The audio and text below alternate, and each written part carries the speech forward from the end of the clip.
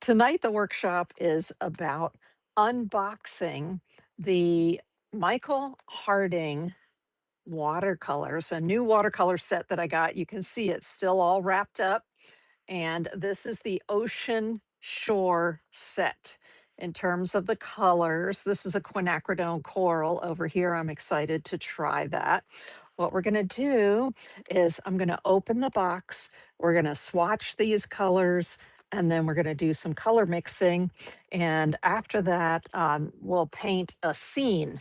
So this one goes this way. There's some birds that I took at the beach. This is an umbrella at the beach. And then this is in my neighborhood. There's a little tiny beach in my neighborhood with some mangroves. And this is way across y'all know the Skyway Bridge. If you're in the Tampa area, between Tampa and Sarasota, there's a big bridge called the Skyway Bridge, and it's back over here.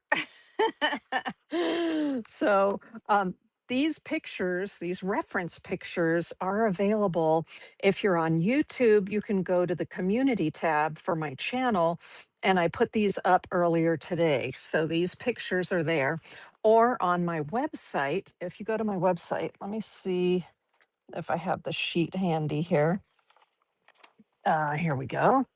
So my website right here, deetsart.com.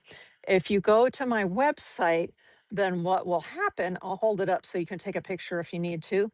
Um, if you look under the events tab for tonight's workshop, so for June 21st, I also have the reference pictures in there on my website. So you can get them either from YouTube or from my website. And go ahead and print them out if you want to follow along. And what are you going to need to follow along? You're going to need some watercolors of your own. So some blues and some greens and some colors that you can use for a beach. And then you'll need some watercolor paper. So what I'm going to show you here, this is what I'm going to do the color mixing on. So in other words, I'm going to color mix, and then we're going to test the color mixes here in my Canson XL watercolor book.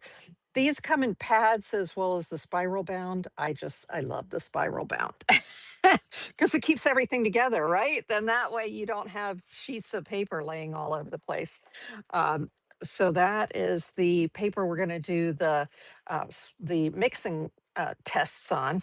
And then this is a very nice Soluvia watercolor paper pad.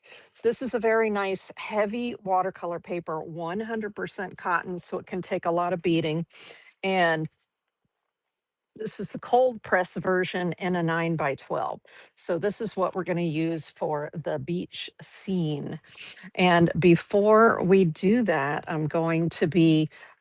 before we use those, I'm going to be doing the color swatching for these paints in my favorite um, Painter's Color Diary. It says there, Painter's Color Diary for watercolor 9x12. This is actually watercolor paper, but you see how it's laid out.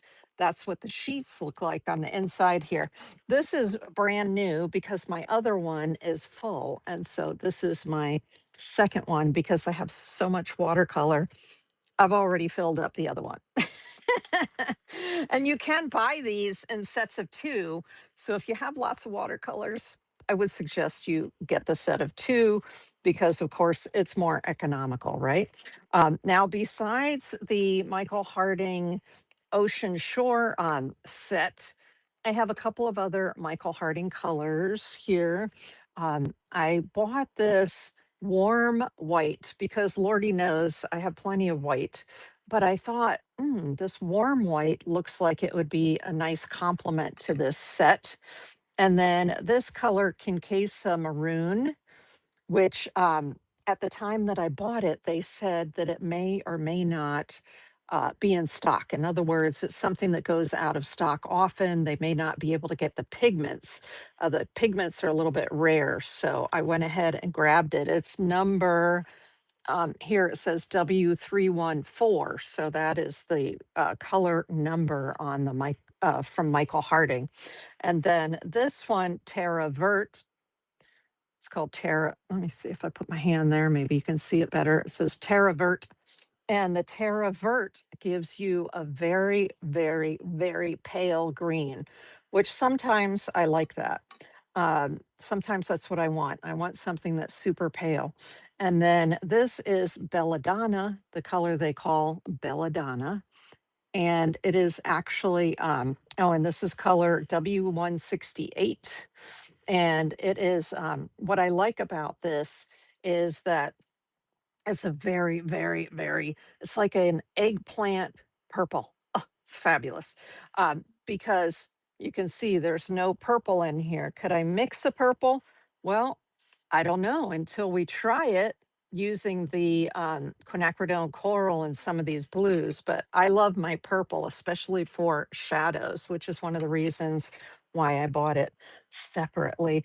Now, in addition to that, the only yellow in the Michael Harding that I have right now is this raw sienna, which is a very natural, organic color. Okay, raw sienna. Um, but I may need some more yellows to mix some greens if we're going to do. I'm leaning toward this one right here with the mangroves, and so there's a lot of green in that. And because of that, I decided to grab a couple of my other yellows. I don't have any Michael Harding yellow other than that. So I got out some of my Schminke. So this is Schminke watercolor. And I got a cool yellow, which is like a lemon yellow, and a warm yellow. This is called Turner's yellow. And it's a nice warm yellow. So depending on whether I'm looking for a cool color or a warm color, I have a couple of yellows here that we can mix with. Now, I was looking out online for this set, and on the Blick website, which is where I buy a lot of my watercolors, which is where I bought this one, they don't have this big tube set anymore, but they do have dot cards for those colors if you wanted to try the colors. And if you don't know what dot cards are, this, for instance, is a Daniel Smith box of dot cards, and I'll show you. A, on a dot card, they give you a generous amount, like a big dollop of paint. And then that way you have enough paint to see what the color looks like and to paint a little something. So yes, you can get on the Blick website the this Ocean Shore dot card set if you wanted to try it out after you watch this video. All right. Another place you may be able to get it is from Jackson's, because Jackson's is a British website or a British art company, but they also have a US website. And the Michael Harding is made in England. So of course they carry it at Jackson's. All right, let me put this little one aside here. Now we're gonna need some watercolor paint brushes. So I got out some of my Aqua Elite brushes um, in order to try them out, because I have a whole set of them, but you know what? I rarely use them. So I thought we would get a chance to use those today. So any watercolor brushes that you might have on hand. And then what else are we going to need here? I think that's basically it. Oh, and some sort of palette to put your watercolors in. So I just have this. My mother used to make when she would entertain. This is a Corel dish. So any sort of, I love these long dishes like this, long thin dishes. This was I inherited from my mother, um, but this is great for doing my putting out my watercolors from the tube and doing the color mixing and all that good stuff in there. So we're going to use that.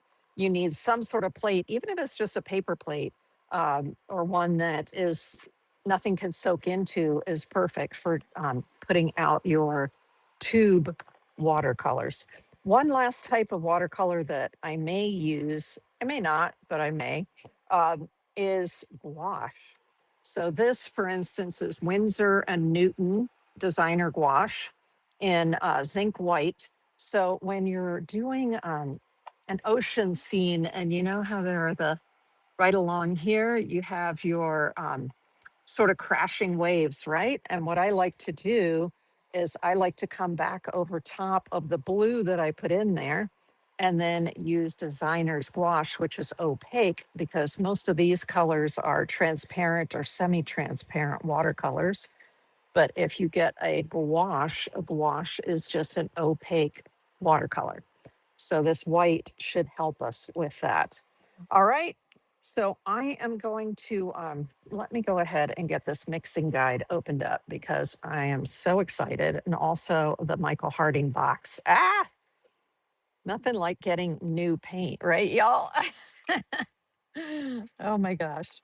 And starting a brand new painter's color diary. Now, I will have links to items like this in the description of the video on YouTube because on Whatnot, where we're simulcasting from as well, so I'm simulcasting to Whatnot and YouTube. On Whatnot, I have a full store of my artworks. So the artworks that I showed you earlier, artworks like this, and those are available on my Whatnot under the Buy Now. There are also a few options for me to take a tube of watercolor and give you little boxes of watercolors customized for you. So if you're interested in that, you'll find that under art supplies on my Whatnot. But supplies like this, there'll be links in the description of the video on YouTube tomorrow for these items. I'll go back in and I'll add the links for you.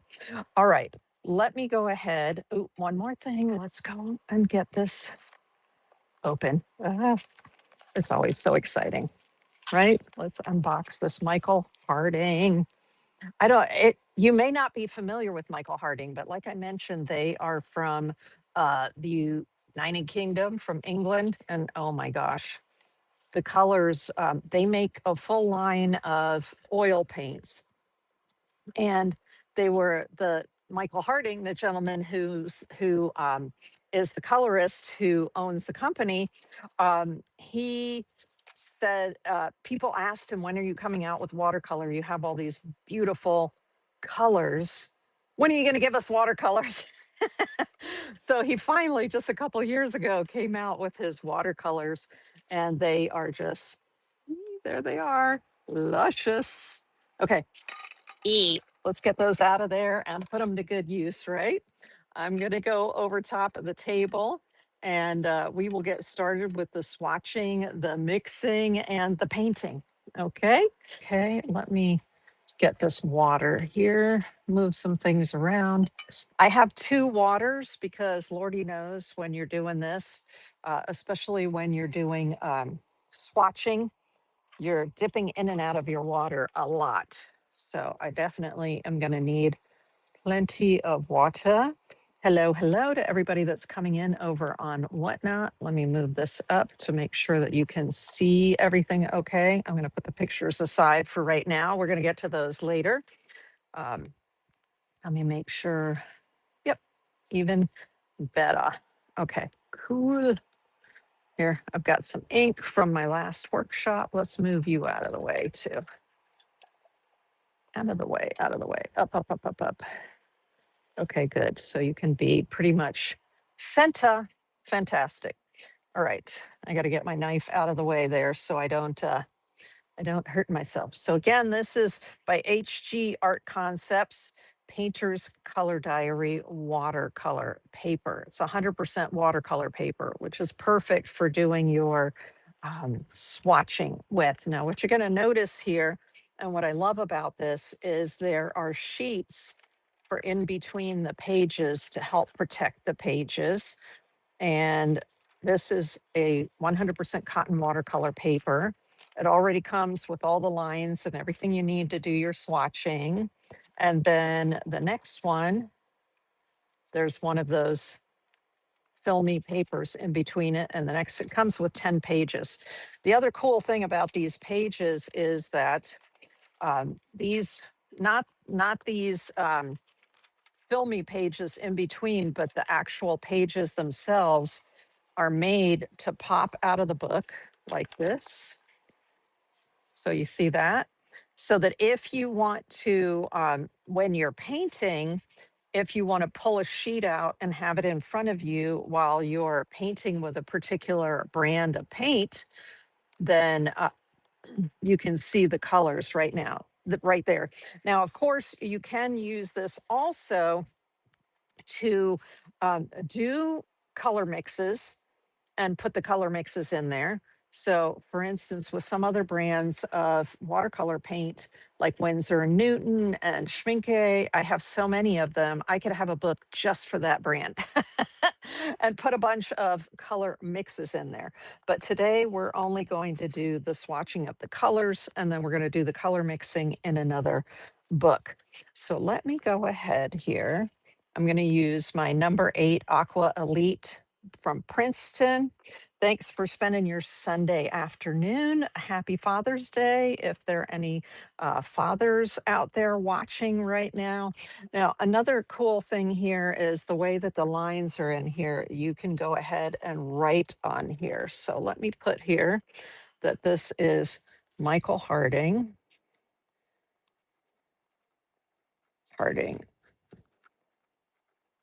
Watercolors. Okay, cool. And then the way they are right now, with the colors that I have, I think I'm going to do like the reds and purples on one line, the greens on another line, and the blues on another line. And maybe I'll just put the white way down here so it's kind of, it's there. Let's go ahead then, and I think I'm going to start with the blues. We have indigo. So this is indigo. Actually, I'm going to move these out of the way for right now. Okay, when you have a good quality watercolor paint, it's going to say on it what pigments are in it. So this is indigo is the paint color. And right down here, it says W150. That is the paint number by the manufacturer. But below that, it says PBK 6, PB 15:3, and PV 19. So this indigo is made up of black, blue, and violet, is how they made this indigo. And usually, when I'm not going to do this for all of them, but just for this one, so you can see what I do with my painter's color diary, I will write the color down here. So indigo. Then I put the, I'm looking for the light fastness, if it says it on here or not. Pew, pew, pew, pew, pew, pew, pew. Light fastness, good. So it says good. It's not excellent, but it's good. Okay. So I'm going to put LF for light fastness, G. So sometimes they use a fair, good, excellent scale. Other times ASTM, which is a standardization um, organization. They have 1 through 4 or 1 through 5 for their grading of light fastness. But this one has a good light fastness.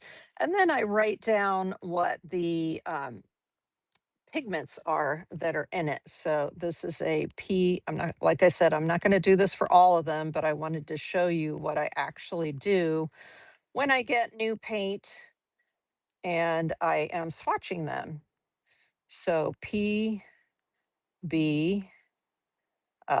which is pigment blue, 15:3, which is cyan or primary blue, and PV 19, which is quinacridone violet. So those are the colors that are in here. What's good is if you know what the pigments are, then you can recreate this color if you have the individual pigments. But hey, we like to just grab the tube and have it available, right? Okay, so that's what I normally do. What I'm going to do now is as I swatch them, I'm just going to put the name and I'll put all the other details later. So you don't have to watch me do all of that. But here, oh, okay, fabulous indigo. I love that. I love when an indigo is super dark, but you can, there's plenty of blue in there, so you can see the blue. So this is a very dark, excellent exactly what I want in an indigo. Here we go. Now I'm adding a lot of water to it so you can begin to see the blue. And I'm going to bring this up so you see what I'm talking about here. And I'm going to try to get as much as the color out of there before I swish it in the water. Otherwise, what's going to happen? My water is going to turn black and that's going to be it, right? Okay, let me bring that up. So there's what the indigo looks like. Ooh. I love when you put a lot of water with it, you get this intense blue look. And I love that about indigo. Okay, so that was the indigo. Let's do the other blue that they have in this set. This is the Ocean Shore set, is cerulean blue. So here we go, a little bit of cerulean, and the pigment.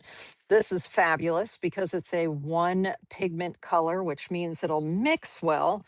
I like to use at least one of my mixing colors being a single pigment color. And this cerulean blue says it's PB36. So there's only one pigment in here, PB36. Let's pick some of that up right there. Oh my gosh. Okay, this is definitely going to be like sky or water. Let's add a bunch of water in there and lift some of it. Nice. Okay, fabulous. Fabulous. And that is cerulean blue, which a lot of people will call sky blue or lake blue, something like that. Ocean blue. So it is cerulean blue. And it is PB36. Yay. Okay. So that's it for the blues. Let's go to the greens. So we've got Phthalocyanine Green Lake. So you can shorten where it says phthalocyanine to just phthalo green. And the color is PG7. That's the color code. So pigment green 7.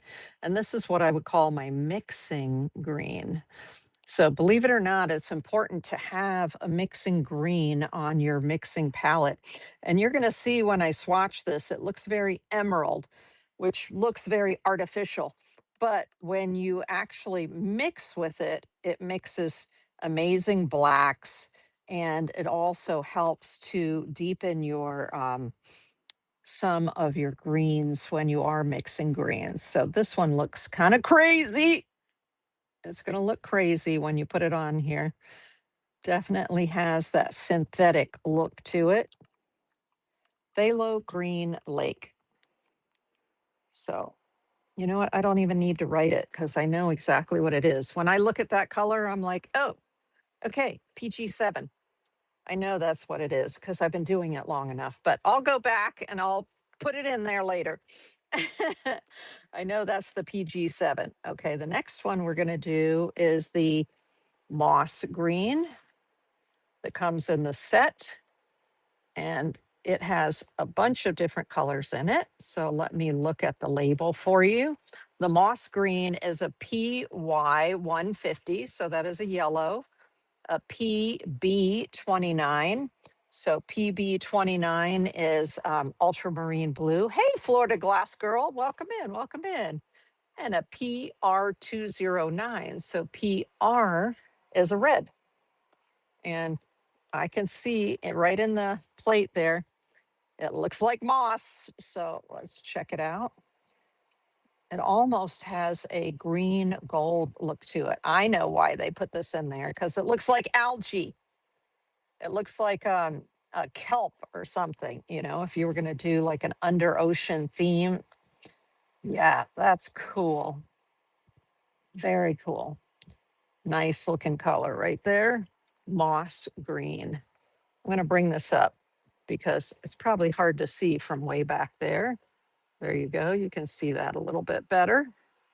The moss green. Yeah. Definitely looks like underwater seaweed.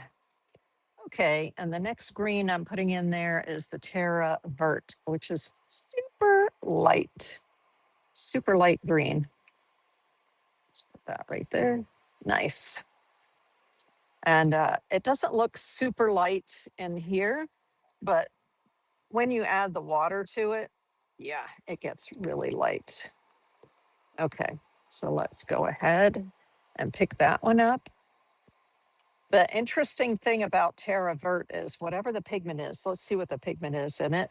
It's PG23. PG23 is the pigment, but it's just, see how when you add water, it quickly gets just very, very, it's, this pigment is always kind of gummy. Doesn't matter what brand I've had it from. It's very gummy. It's the nature of the pigment itself, but it's a very light green when you put it out onto your surface. And I like it though, because it reminds me of celadon. If you're not familiar with celadon, it's a kind of pottery, ancient pottery from Asia. And I've actually painted celadon pieces of pottery using this very color, Terra Verte. So there it is right there, quite a light green. I like it though, I like it. Okay, and then what are we gonna do next? We're gonna do the reds. So let me put the,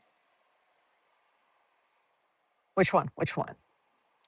We're going to start with the darker one, which is the Sinkiza Maroon right here. And there's only one pigment. It is PR206. PR206. Here it is right here. Oh, I love this color because it reminds me of Arizona, of the soil and the mountains in Arizona. It's a very sort of Southwest color. You'll see in just a second when we put it on there. Okay. So there we go. Quinquaza or Quincasia, I'm not sure how they say it, maroon. So they call it a maroon color. Wow. All right. I'll bring it up for you in just a second. It is a beautiful, and it's quite staining. Wow. The color is very powerful. I'll show you the tube again. Synthesia maroon right there, number W314. I'll have these all linked in the description of the video on YouTube if you want more information about the colors themselves. There you go. And then let's do the Quinacridone Coral. Quinacridone Coral, color W313, and it's one pigment, PR209. PR209. Yee. Here we go. Let's see what this looks like. I don't know what Michael Harding's Quinacridone Coral looks like. But if it's a quinacridone, that indicates it is transparent. So, transparent. Let's see what we have. Yeah, I'm leaving space because that way when I pick up more Michael Harding colors, the more blues I get, greens, reds, I can just add them down the line here. Oh, wow. Wow. Okay. Whew. That is bright with an interesting pink undertone. Okay, here we go.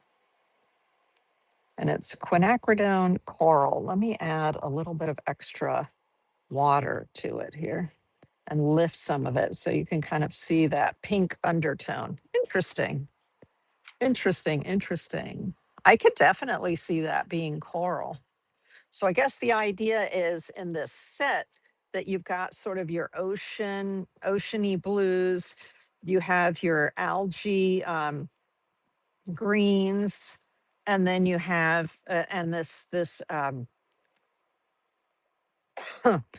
phthalo green is kind of when you mix it with the blue, you can get your various ocean or watercolors. And then this one really does look like either a clownfish or a color for coral, doesn't it? The quinacridone coral. Very nice.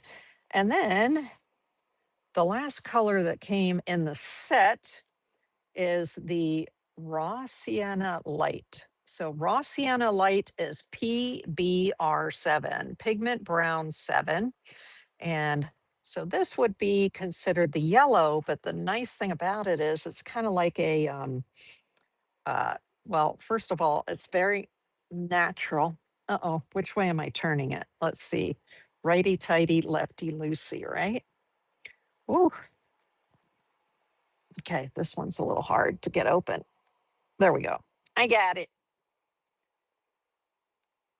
Oh, okay, it wants to jump out. That's from the airplane ride all the way over from England, right? It just wanted to jump out. But this is a natural or an organic pigment.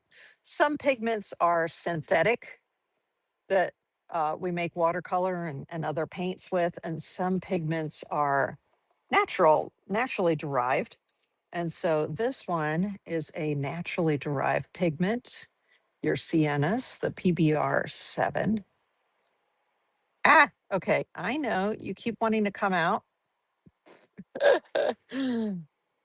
So in this set, that you could use this for your sand, for an ocean shore, or mix it with some of the other colors and use it as the yellow in the set. So let's see. I have a lot of it on my brush still. I'll bring it down here, which is more for the browns. Yep. There you go.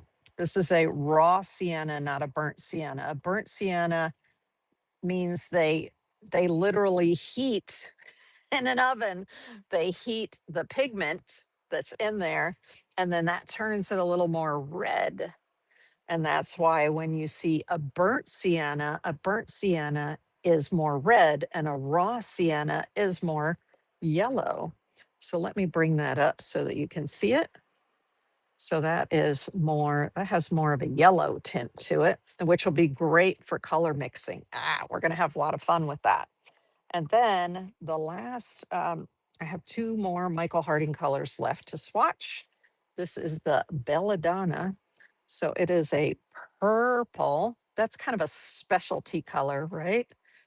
The purple, but I love to buy a purple when I'm getting different brands. I like to buy a deep blue purple, and that's because it's not often easy to mix a deep blue purple. And so I like to buy the deep blue purple that various manufacturers make. A lot of times people make it out of a dioxazine purple, which is a single pigment. But this one, Belladonna, code W168, that's the manufacturer number. It has 3 pigments in it. So it's PV23, which I believe is a quinacridone magenta or probably quinacridone violet, PR112, which is a red, and then PB29, which is an ultramarine blue. So that's what goes into making that color. Let's take a look at that one. Okay. Let's see. I love this color, by the way. To me, it is a true purple. A lot of times, purples that you get from different manufacturers, they lean way red or way blue. And this one it leans purple. It like looks like a perfect purple. So well done, Michael Harding. I'm going to put that one down here with specialty colors and add a bunch more white so you can, water, so you can sort of see the undertone. To me, that is just a brilliant, perfect, what the British would call aubergine, which means an eggplant kind of beautiful purple color. Yay! Love that. And the last color that I have here that's Michael Harding is this warm white. I got their warm white because I don't have a warm white in any of the other brands of watercolor that I have. And I thought, oh, you know what? Let me try that and see what it's like. Let's see, looks like a doggy hair in there. Okay, here we go. Yee. A little bit of binders coming out with it, but that's okay because it traveled a long way. There, if you can see, it's just like an eggshell, right? Warm white. So let me make sure that my brush is nice and clean. That's why I have my two waters here. Let me dip it into the clean water before I go into white, right? And then here. So this would be mixing with white, but white, your regular titanium white, or in watercolor, it's called China white, um, has a tendency to be a cool color. And when you're dealing with things like the ocean with sun on it or anything like that, oftentimes you want warm colors. And so this warm white is a mixing white that's warm instead of cool. I think I'm going to put it at the end of the browns over here. So let's get that back to where you can see it. Nice. And it's not fully opaque. I can still see the line through it. So that means it's semi-opaque, which is great. Let's add a little more water and see what happens. Beautiful, beautiful, nice. See, I might just be able to do the waves with that instead of using my white gouache. That's interesting. Okay, very good. So that's all the colors. Let me show you that warm white. Love that. That's going to mix beautifully. Okay. So I'm actually going to, let me make sure I have more water because I'm thinking I want to pour out this water. Whenever you're doing swatching or color mixing, you always tend to end up getting dirty water really fast. Okay. So let's get rid of this dirty water. Okay. And my sink is on the other side of the house. So I go ahead and just have a Lebney jar and like a yogurt thing. And I just put my dirty water in there. Let's pick up if there's any pigment in there. And then I'll just add some fresh water. So yeah, I have bottles of fresh water to resolve that issue here in the studio. So I don't have to get up and go all the way to the sink in the kitchen, right? There we go. So let's put fresh water in there. And you don't have to fill up your water container. If you see here, this one, I only have water up to about here because it's better if right now when this brush is in here, only the brush hair is in the water. You don't need to get water all the way up that metal part. And you especially don't want the water to come all the way up into this part of the handle here. Okay, so I always just use a little bit of water in there. There we go. Yay. And I have more water for if I need to change it again, right? All right. Now I see I dripped a tiny bit right there. No worries. So I'm going to go back later and I'm going to fill in the names on all of those and the pigment codes and the light fastness because that's the information that I want to know. All right. Let's do some color mixing. We're going to use the Canson XL pad to do the color mixing. Hold on, I have to move my papers around here. All right. So this is my favorite like workhorse in the studio, my Canson XL watercolor paper.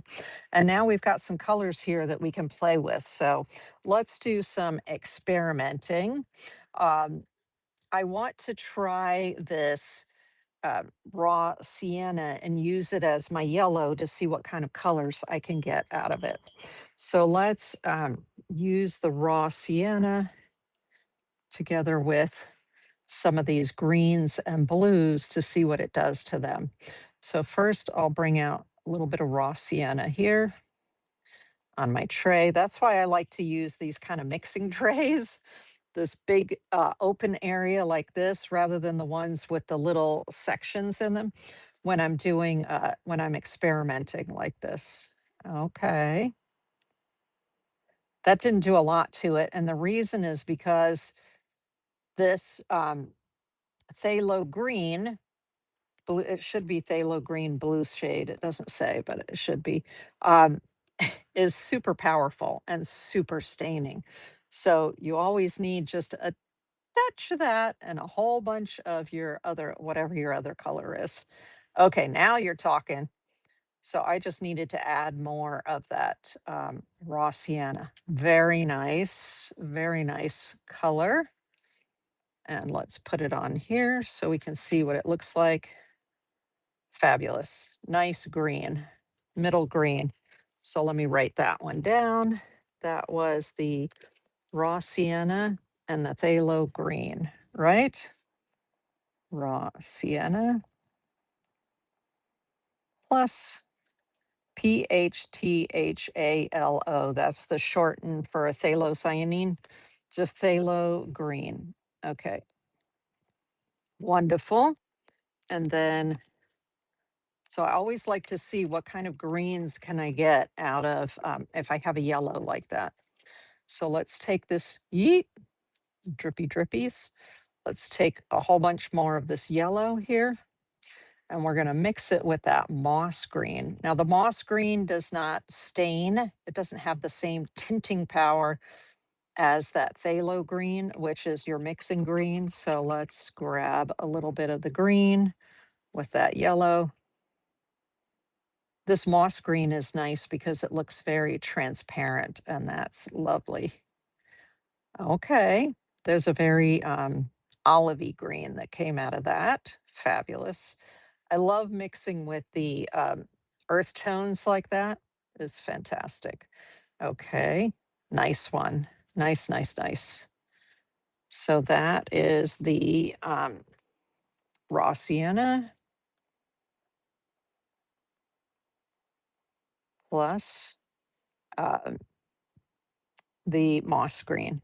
So I would encourage you, if you have some watercolors with you right now, try this. Do some color mixing.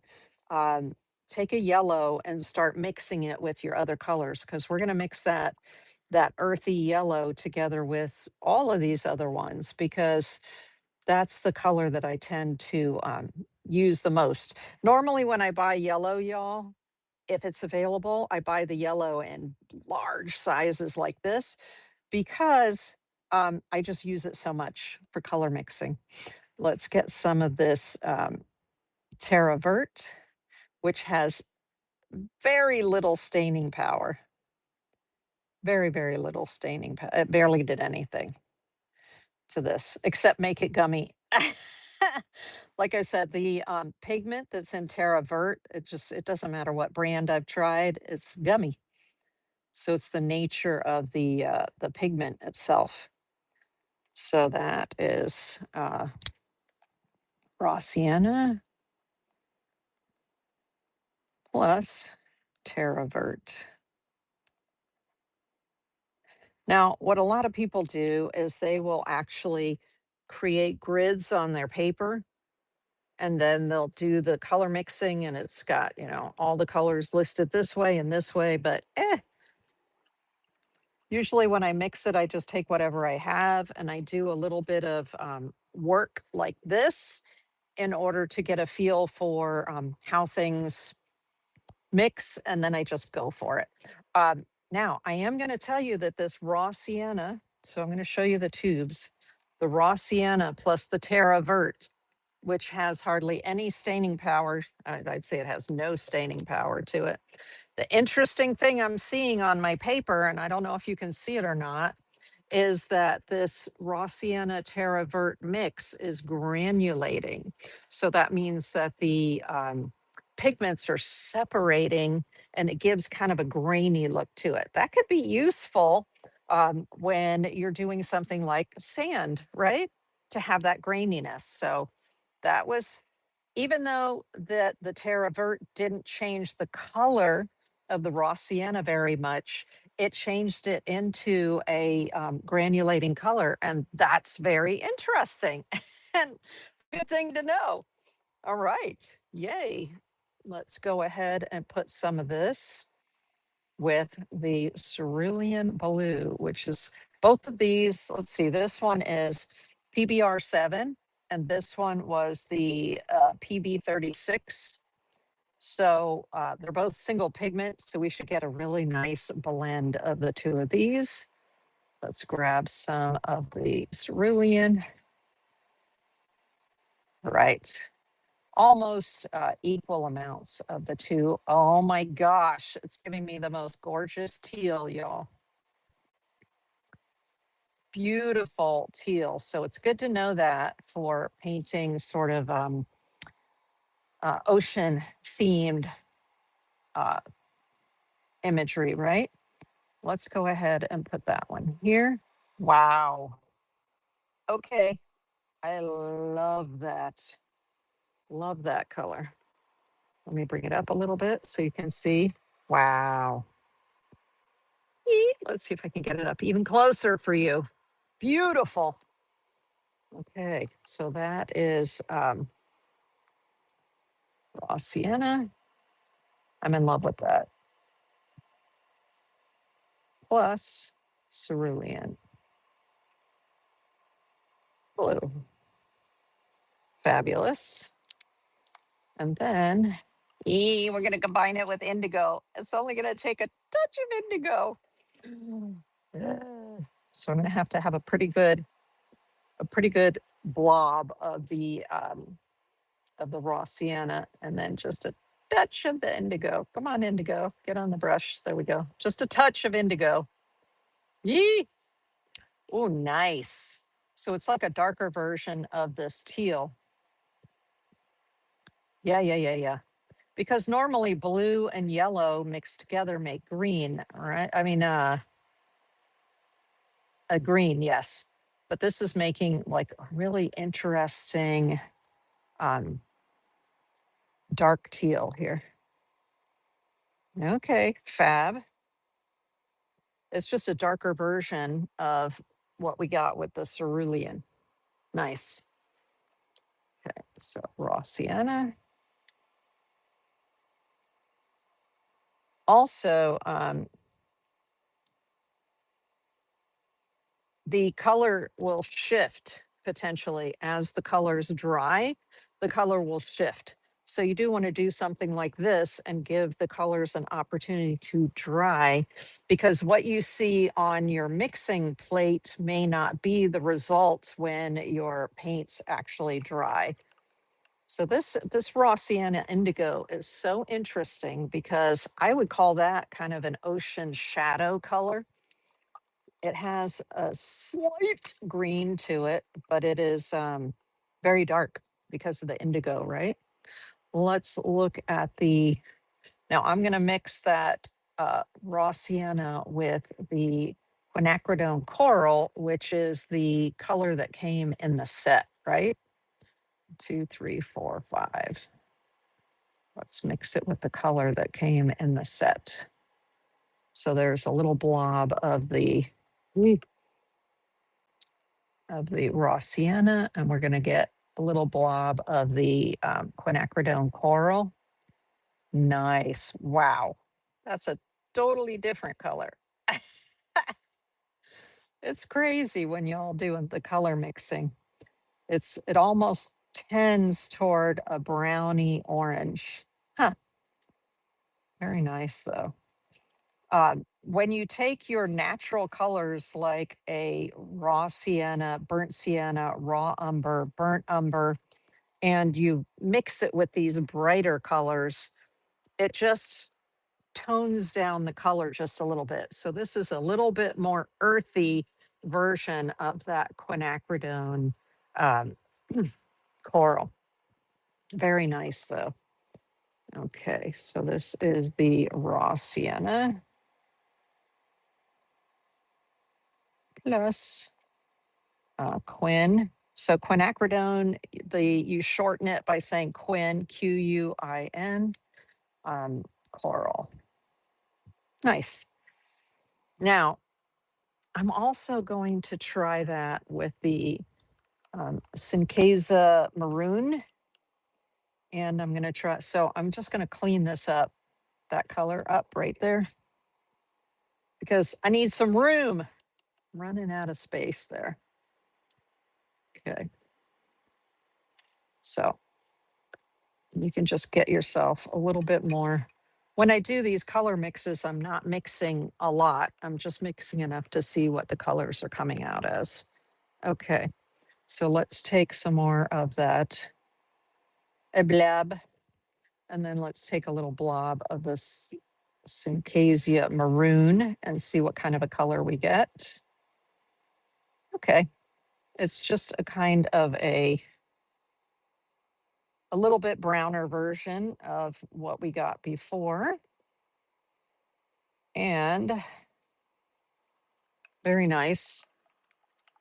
What I'm going to do with that is I'm going to throw a tiny bit of this green that we made over here, this sort of middle green, which was a combination of the raw sienna and that phthalo green.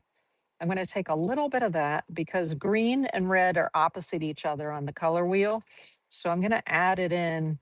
Yeah, that's what I thought. I would get an interesting brown. Okay, so I added it to this and I've got an interesting light brown. Okay.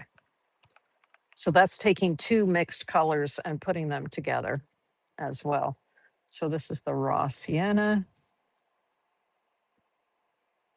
plus I don't know how this is pronounced, CINQUASIA, maroon. And then we're taking this result plus this result to get that. Okay. So that could be an interesting beach color right here, right? I like that. I actually like that a lot for the beach.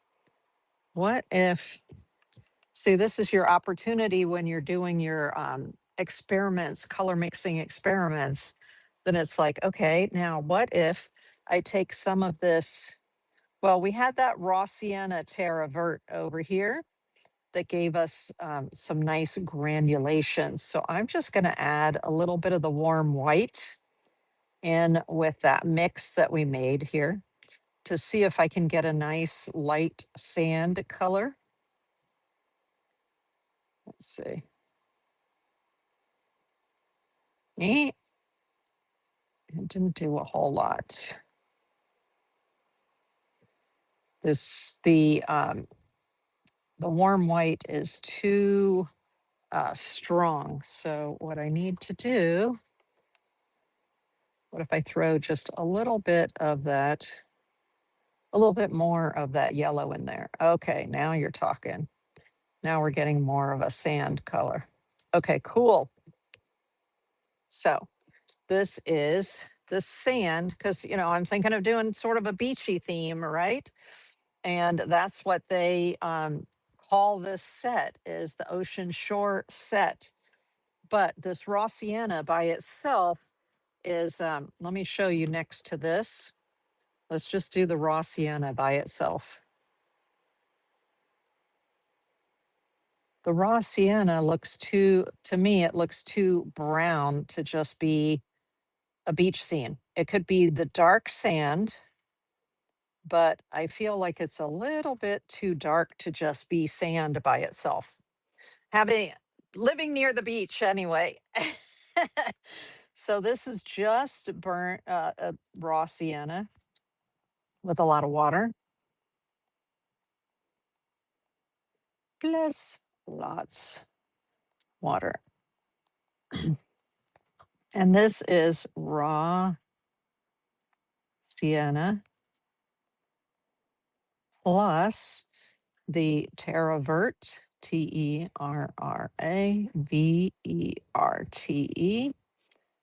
plus the warm white. So let me bring that up for you. I like that better for the light part of the sand. Maybe use this for a mid-tone and this for a dark. So I'm always experimenting to see, okay, if I know what my subject is going to be, what is it that I'm going to be painting, then I can have in mind how these are going to play into the what it is that I want to paint. Now I want to try a little bit of the indigo. There's some of the indigo right there, which is super dark. And I want to put some of it with the cerulean blue, or cerulean, because the cerulean is lighter, and see what other kind of blue we can create. Oh, that's nice. That's like a mid blue. Okay, cool. So to me, that's kind of a sky blue, but I don't know. Let's see. Let's add some water to it and see what happens when I put it out here.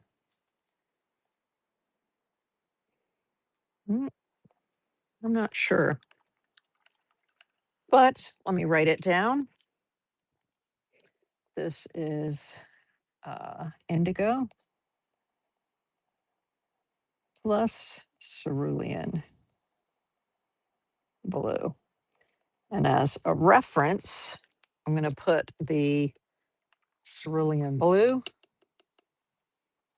So I'll just take some of the cerulean. So see, this is what I do when I get a new paint set, right? Is I just sit here and go, what if I do this? What if I do that? What if I put these colors together?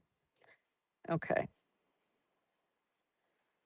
So that's the cerulean by itself, and it darkens it a little bit to add the indigo. Okay, but not too much indigo. And what I'm going to do here with the cerulean also is I want to lift some of it. So I want to take just water on my brush. Yes, flower gazer, I know, right? Don't we love getting new paint? Actually, I got this Michael Harding set before Christmas, like as a present for myself. And I just hadn't, it's in a, it was in a box kind of toward the bottom of the box. So I thought, you know what? I want to pull that out and play with it. I didn't even know what the name of it was. I just knew, hey, I have some Harding paints. I really want to play with those. And it happened to be an ocean shore set. And I'm like, ooh, that's perfect since I live near the beach, right? And we're kind of in that same theme. It's summer. People are going to the beach. They're traveling. So, Flower Gazer, are you traveling anywhere with the kids for the summer? Or did you do that already? I'm just curious. Or are you just like painting and writing? How many books are you writing this summer, right? Oh my gosh. Okay. Okay. I can see the cerulean blue is no, just painting. Okay. The cerulean blue is granulating. So that's another thing. If you add a lot of water, you can see, is there any fallout of the little particles? And in this case, the cerulean blue is granulating a little bit here when I add a lot of water to it. So this is just cerulean blue. I want to add the indigo with a lot of water as well. New book coming soon is what Flower Gazer said over on Whatnot. Yay! Yes, Flower Gazer is our resident children's book author. She paints the images and writes the books and then puts them together. And then you can buy them on other platforms. You just have to put in what? Flower Gazer, right? Flower Gazer. You just put in Flower Gazer and then books, and you'll find Flower Gazer's books. And also you have them on Whatnot, right? In your shop. I've been playing around with a new watercolor. Ooh, which technique? Which one? Okay, so this is indigo, but I've added a lot of water because I want to see what's, yes, you have them on Whatnot. Cool. So if you're on YouTube, come on over to Whatnot and go to Flower Gazer, and you'll see her books, which is awesome. I just wanted to add a lot of water to this indigo to see what's going to happen. Because in the mass tone, meaning right out of the tube, the indigo is super dark and it almost looks black, which is what it should be. But when you add a lot of water, you should be able to see the blue come out in it. And that's what we're seeing right here with the indigo. So This is actually Indigo plus Cerulean gave me this one right here. So let me put a plus equals. So, you know, I happen to be going that way. Indigo. Okay, awesome. Awesome. And I see some granulation, some fallout of the particles in the indigo as well. Nice. All right. All right. Is that all I want to mix or is there something else? Oh, that purple is just speaking to me. Okay. It's speaking my language. So let's see. Now, I will tell you that normally when you mix purples, violets, with yellows, you get browns. And that's actually a trick that I use to get different skin tones is I'll use this uh, usually instead of the PBR7, which is the raw sienna, I'm usually using yellow ochre, which is PY42 or PY43. Um, and I combine those two together and I get skin tones. So, but this is the raw sienna PBR7. So we'll see. Am I going to get sort of a light brown or a skin tone? I don't know. We're going to try it. Let's see. Let's see. Oh, okay. Okay. Okay. Add this beautiful transparent. Yes.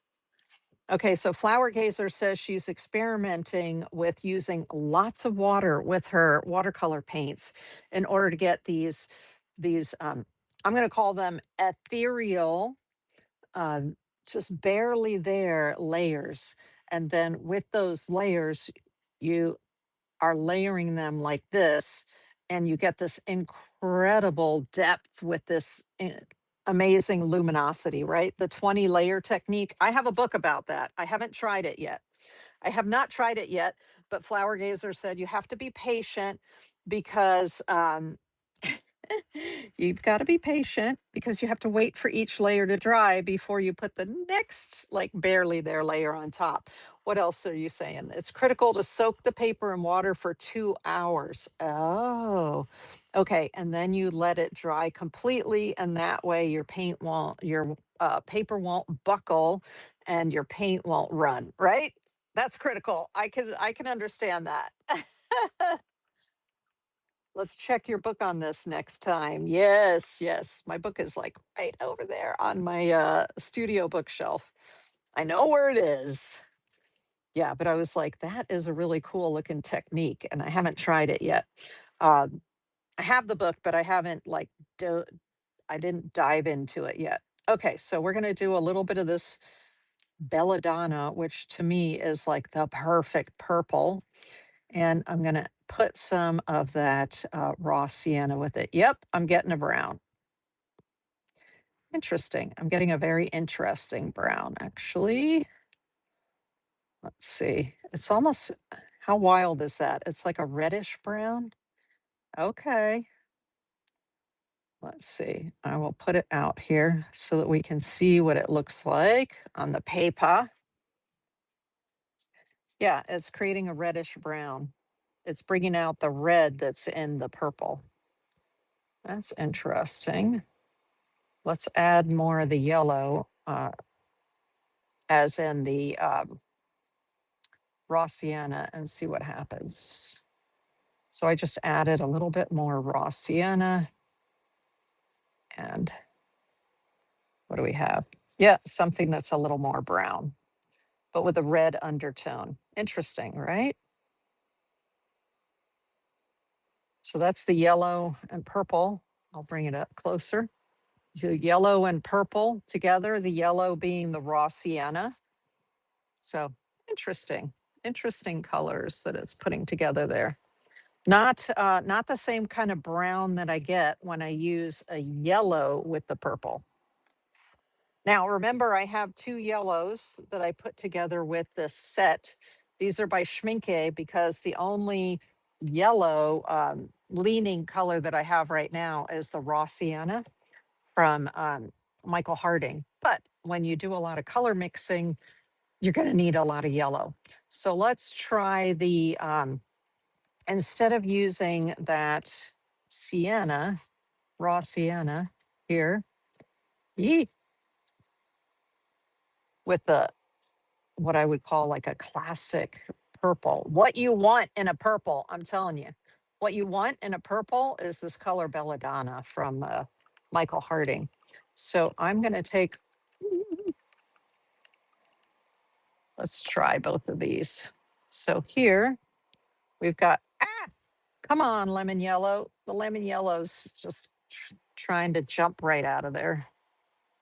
This is the Schminke lemon yellow, number 215. And the thing is, lemon yellow leans cool, and a color like Gamboge, uh, Areolin, or Turner's yellow leans warm. So let's see what happens when we use the cool versus the warm. But before we do that, I have to write my notes. Write the notes. So this is Belladonna plus the raw sienna. And that's both of these. Okay. So Belladonna plus raw sienna. Now let's try the Belladonna plus. So that's the purple here.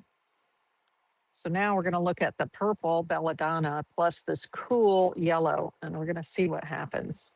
Let's see what happens. What kind of a brown am I going to get? Yeah, see, that's more what I expect. Okay, so let's do this right here. I'm just going to put it right here. It has more of a brown look to it. It's like a darker skin tone. Beautiful skin tone here. If I want it to be darker, a darker skin tone, I just add more of that Belladonna, more of the purple to it, and a tiny bit of the yellow, but a lot more of the purple. And then I'm going to get a dark skin tone. Okay. Here. And then I'll bring it up to show you. But yeah, this is what I usually am doing, is using that purple and mixing it with the my yellows to get these browns. So you'll see the difference here. So this was using the raw sienna here, which looks a little more reddish. And this is using the lemon yellow. So can you see how it's much more brown in here? And that is like dark skin tones. Now let's use the warm Turner's yellow, which is still a yellow. Let's see what the pigment code is. In this case, it's on the back, PY216. So definitely a yellow. And where the raw sienna is a PBR, it's a brown pigment. So let's get this out of there. So I have some mixing room. Yeah, that's what I was expecting, but that PBR7 in the raw sienna just doesn't mix as well with the purple to get my browns like the yellows do, right? Let's just get that out of there. Okay, let's put, so I'm going to write here, this is Belladonna plus SCH for Schminke, lemon yellow. Okay, very nice. This dark brown. Like if I'm doing tree bark or something, that's the color I look for. Because I find that the colors straight out of the tube, the Van Dyke brown is pretty good, but the raw umber or the burnt umber, to me, they just don't have the same character as mixing your own brown with purple and yellow. So let me bring it back up again now that it's dry. So you see, if I do a tree with that, it looks much more, or I do a portrait with that, it's a more complex color that I mixed myself. Yeah. Okay, let's use a little bit of the Turner yellow. Please don't jump out. No, not bad. Yee. But this one looks like an areolide yellow, but they call it Turner's yellow, like the famous painter Turner. Let me bring it up before I start messing with it so you can see how this lemon yellow is very, um, it almost looks green, like a green yellow. And so that is your lemon yellow, cool yellow. And this one over here, is your Turner yellow, which leans a little bit more toward orange, right? Not orange, but it leans that direction. So let's get some of this belladonna, some of this purple out here, and then use some of the Turner yellow, Turner's yellow or warm yellow. Then I should get a much better. Okay, I need more belladonna. That Turner's yellow is very, has high tinting strength, which is awesome. But let's put a little bit more. So here, this is the initial mix, and it's actually kind of a light brown. It actually looks very similar to the raw sienna by itself. Isn't that funny? Very similar to the raw sienna. And that was just um, the Turner's or the warm yellow with the belladonna. Let's add a little bit more belladonna so we can get it to turn more brown, please. More brown. Let's see. Sometimes I don't even paint, y'all. I just spend my time doing this. Just like if I don't feel well, like I've hurt my back recently. Hey, Wild Art Studio, welcome in. So since I've hurt my back, I don't always want to spend, a lot of brain power on a painting, right? So I'll get new paints that I haven't swatched yet, or I'll get paints that I know well, but I'll do this. I'll work out a whole bunch of mixes just to see, and then I make notes on them, and I have them for future reference. Here, let me put here. I want to write up here that this is Michael Harding watercolor. There we go. So I know what the colors are, because Lordy knows I've gone back to sheets before where I didn't write what the brand was on it. And I'm like, oh my gosh, what brand paints are these? I make myself crazy. Oh my goodness. Okay. So what we're going to do now is we're going to take that warm yellow and we're going to just add more of the belladonna purple to it and see what kind of brown. Yep. Now we're getting a much darker brown. Come on now. It's almost too purple. Okay, this is the next lighter version. Come on now, mix that yellow in there. So here we go. We're beginning to get a sort of a burgundy-ish, reddish brown again, similar to what we had over here when we added raw sienna, but deeper,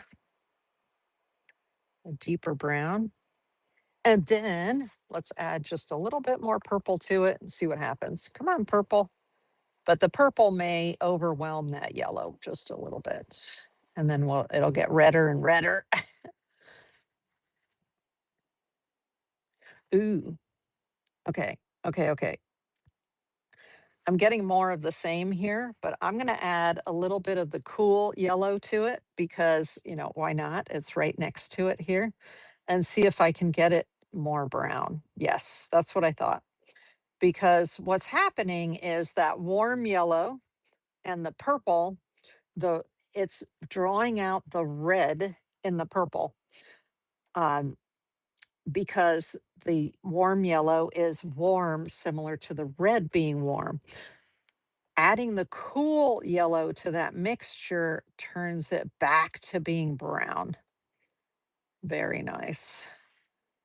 So now I'm Now I'm just messing around with those three to get it to be a darker brown. That's what I'm looking for. I'm trying to create a dark brown here, y'all. Okay, let's see what we got. Add a little bit of water there. Okay, now I've got milk chocolate. I want to go eat a chocolate, right? So often I describe paint as yummy, and people are like, why do you describe it like, food? So because it looks like it, right? Oh my gosh. Yes. So this looks like chocolate, and that makes me want to go have a chocolate bar. So that was, let me write my notes here. These two are belladonna plus schminke. So different brand here. Um, Turner yellow. And then this one that's brown, brown, brown. Let me bring it up so you can see it a little bit better. This one is a combination of belladonna, that's the purple, plus Turner yellow and lemon yellow in order to get the dark brown. So that's why I write my notes. Um, I'll tell you truthfully, um, this is what I end up doing on my palette all the time anyway, is I just go, I'll take a little bit of this and a little bit of that, and we'll just see what happens. Yee. And then if it's not the right color, then I just get it wet and I wipe it up and then I start over again if it's not what I was looking for. But remember that your purple plus your yellow will give you some form of brown or tan. This tan actually looks very much like sienna. Let me pull up this was the Michael Harding swatches that we did of just that color. And this is the raw sienna. So look at the two. We're going to look at this one right here and this one together.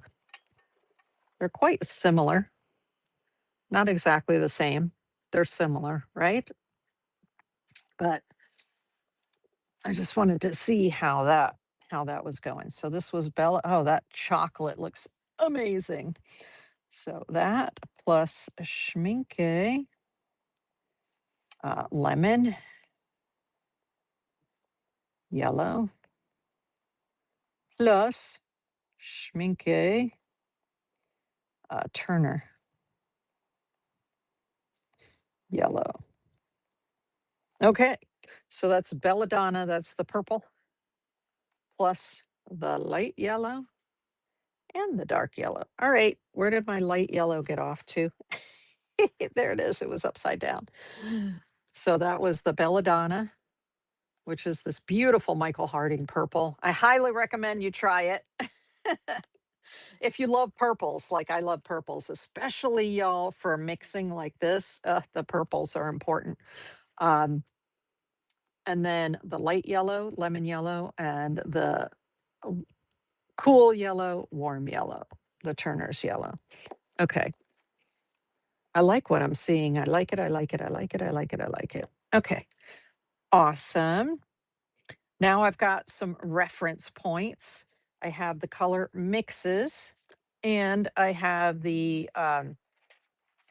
colors straight out of the tube here. And so now let's do a quickie beach scene. Okay. So I'm going to get my other paper, the 100% cotton paper here. It is not stretched, flower gazer. No, no, no. I have not. I have not gotten it wet. Stretching your paper means that you soak your paper before you use it. But this 100% cotton paper works really well. All right, let me clear a few things out because when I paint a scene like this, I want to have this next to me as a reference so that I know sort of what direction am I going in when it comes to my color mixing, okay, to get the outcome that I'm looking for. Because I rarely take colors straight out of the tube. I'm always, I call myself a mad color mixer. I'm always mixing things to get sort of the shades that I want. Okay. So I have to put this big old beautiful shell. Yes, it's from the beach too, but just not what we're going to use for this time. And let me put this other water over there. Okay. And I'm clearing out an area where I can set that down right next to me so that I can see the colors and reference back to it. Lovely.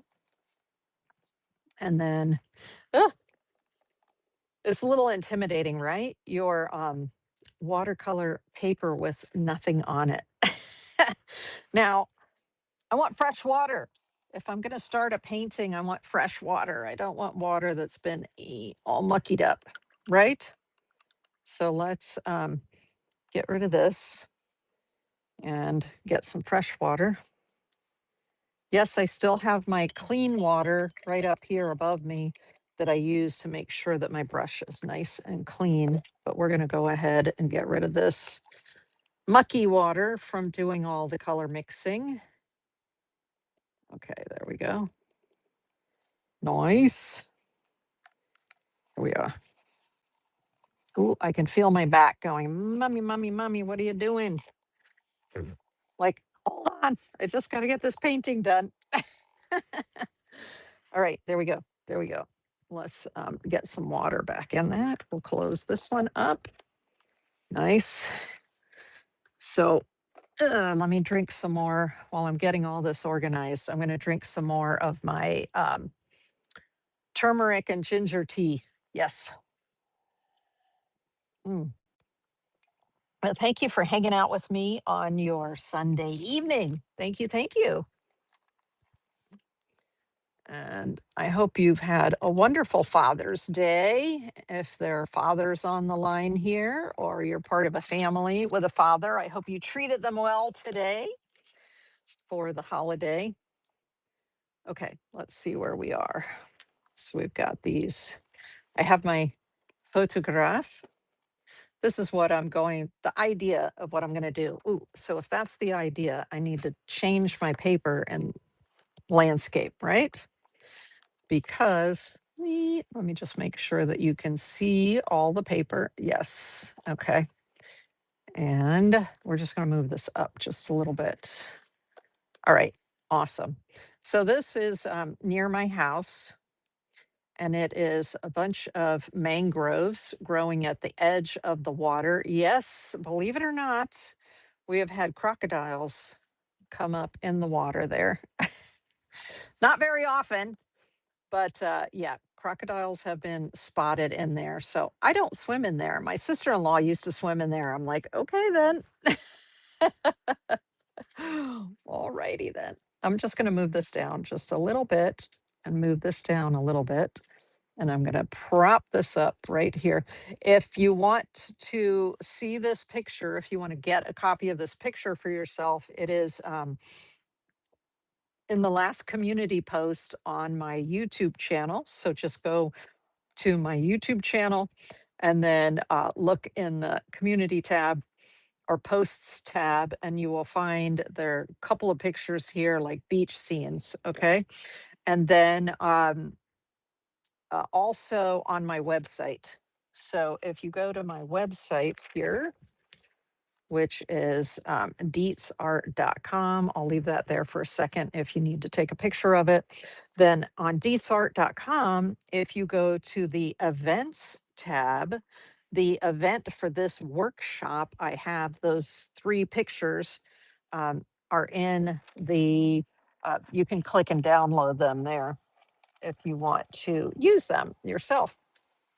Okay, so I'm going to prop this. Well, I'll kind of hold it in my hand, and we're going to start out with a pencil. So let me find just a little pencil that I can use here. Eek. This is a light pencil. Actually, Critter Chops gave it to me. Not gave it to me. I bought it from Critter Chops on Whatnot. It's one of those forever pencils. The interesting thing is the top of it unscrews. That's the pencil lead. So it's not your average or typical pencil, is it? So it's a type of lead, and then not really lead, and then a handle. Isn't that fun? And I like the pink. It comes in all different colors. But what it does is it gives you a light line. Let me show you. You may or may not even be able to see that on the screen because the line is so light. And I like that when I'm outlining to do a watercolor. I like to use some sort of drawing device that has a light color, or I use watercolor pencils, either one. So let's take a look at the paper here and just sort of get an idea of where things are. Um, I think I'll start with the trees. So we've got to have some sky up here with the trees. So I'll kind of come in. The trees go a little bit more than half. So let's say the first bunch of tree is here. And we've got the things coming down here from the mangrove. And then we've got some more tree coming up here. And then we've got the top of this one right here. So I'm just doing a very rough sketch here. And then it comes back down. We have more tree. And then we have tree that goes off of there. And all the rest of the way back here. So now we've got more bottom of the trees here. I'm just kind of giving myself some reference points. And it comes back this way. And then our beach starts up in this area. And then it sort of comes around, and we've got the foam. We have the foam from the water kind of starting here. Okay. So now I've kind of blocked in the area where the trees are going to be. And I have another wave is coming right here. So let me go just along here. Nope, it's much closer along here. So that's kind of one wave band right there. Let's get rid of some of that. So I realize you may just see a white piece of paper, but it's giving me some reference points here. Okay, so that's one layer. Then I've got another layer of waves over here that are coming in. And then I've got another short one here that are coming in. Okay, so I've got my layers of waves. I've got the waves on the beach right here. And then over here, I've got my horizon line. Ooh, I don't want it in the middle. I want to raise it a little bit because it's not a good idea to put your uh, horizon. Usually I like to put my horizon low or higher like that. So I'm actually going to raise the horizon up. Let me use a ruler real quick so you can see. 1, 2, 3, 4, 5, 6, 7, 8, 9. So 4.5. See, I was just about to put the horizon line right in the middle. And I don't want to do that. I want to raise it up. So I'm going to raise it up here to about 3.5. Boop, like that. Okay, I feel more comfortable with it up there. Not because if you put it right in the middle, it kind of cuts the viewer's eye off there. Okay, so we've got it there. That's going to be our horizon line. And then up here is sky with clouds right up here. Okay, so let's do this. Let me put that away. Oh, my back is definitely talking to me. So we're going to have to do this quickly. So I'm just going to set my picture down in front of me. I'm going to bring this a little bit lower so that you can possibly see the picture more. Can you see that? Let me see. I'm moving it over just a little bit. Okay, you can kind of get a feel for the picture. What I'm going to start with is I'm going to start with the sky. Doesn't everybody start with the sky? Only because I'm going to move down the page. If I put the sand in right here, right now, I'll probably smudge it. So let's go ahead with a clean brush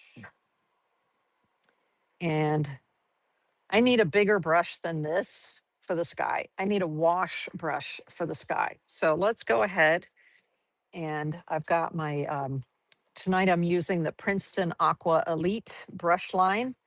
And this is a 3/4, what they call a wash brush. Now, the other brush that I have that's big like that is the 3/4 inch stroke brush. Um, which one? Which one? Which one? Which one? I think I'll use what they call the wash brush. Mine as well. Okay, let's get the brush wash wet before we dip into anything. And of course, I'm going to use cerulean blue for this. So let's get some of that. Let me show you. This was from the Michael Harding Coastal Shore set here. And I want to be sure to add lots of water to it because I don't want it concentrated. Actually, I can kind of concentrate it up at the top here because usually the top of the sky is a little bit darker. And then as you come down toward the shore, the color gets more washed out. So, I mean, toward the land. So now I'm going to add a bunch of water to that. Hey there, Kimmercast. Welcome in. Welcome in. Now I'm going to start adding a whole bunch of water. The nice thing about using a 100% cotton paper is that it can take lots of water. And I'm actually going to draw this color down with lots of water so that it'll get, the more water will get it, make it lighter and lighter as we go down. Okay, boop, coming down to here. Now I'm not going all the way down to my horizon line because at the horizon line, I have land over on the other side of this waterway where I live. So here we go. I'm just sort of filling in the area near the trees.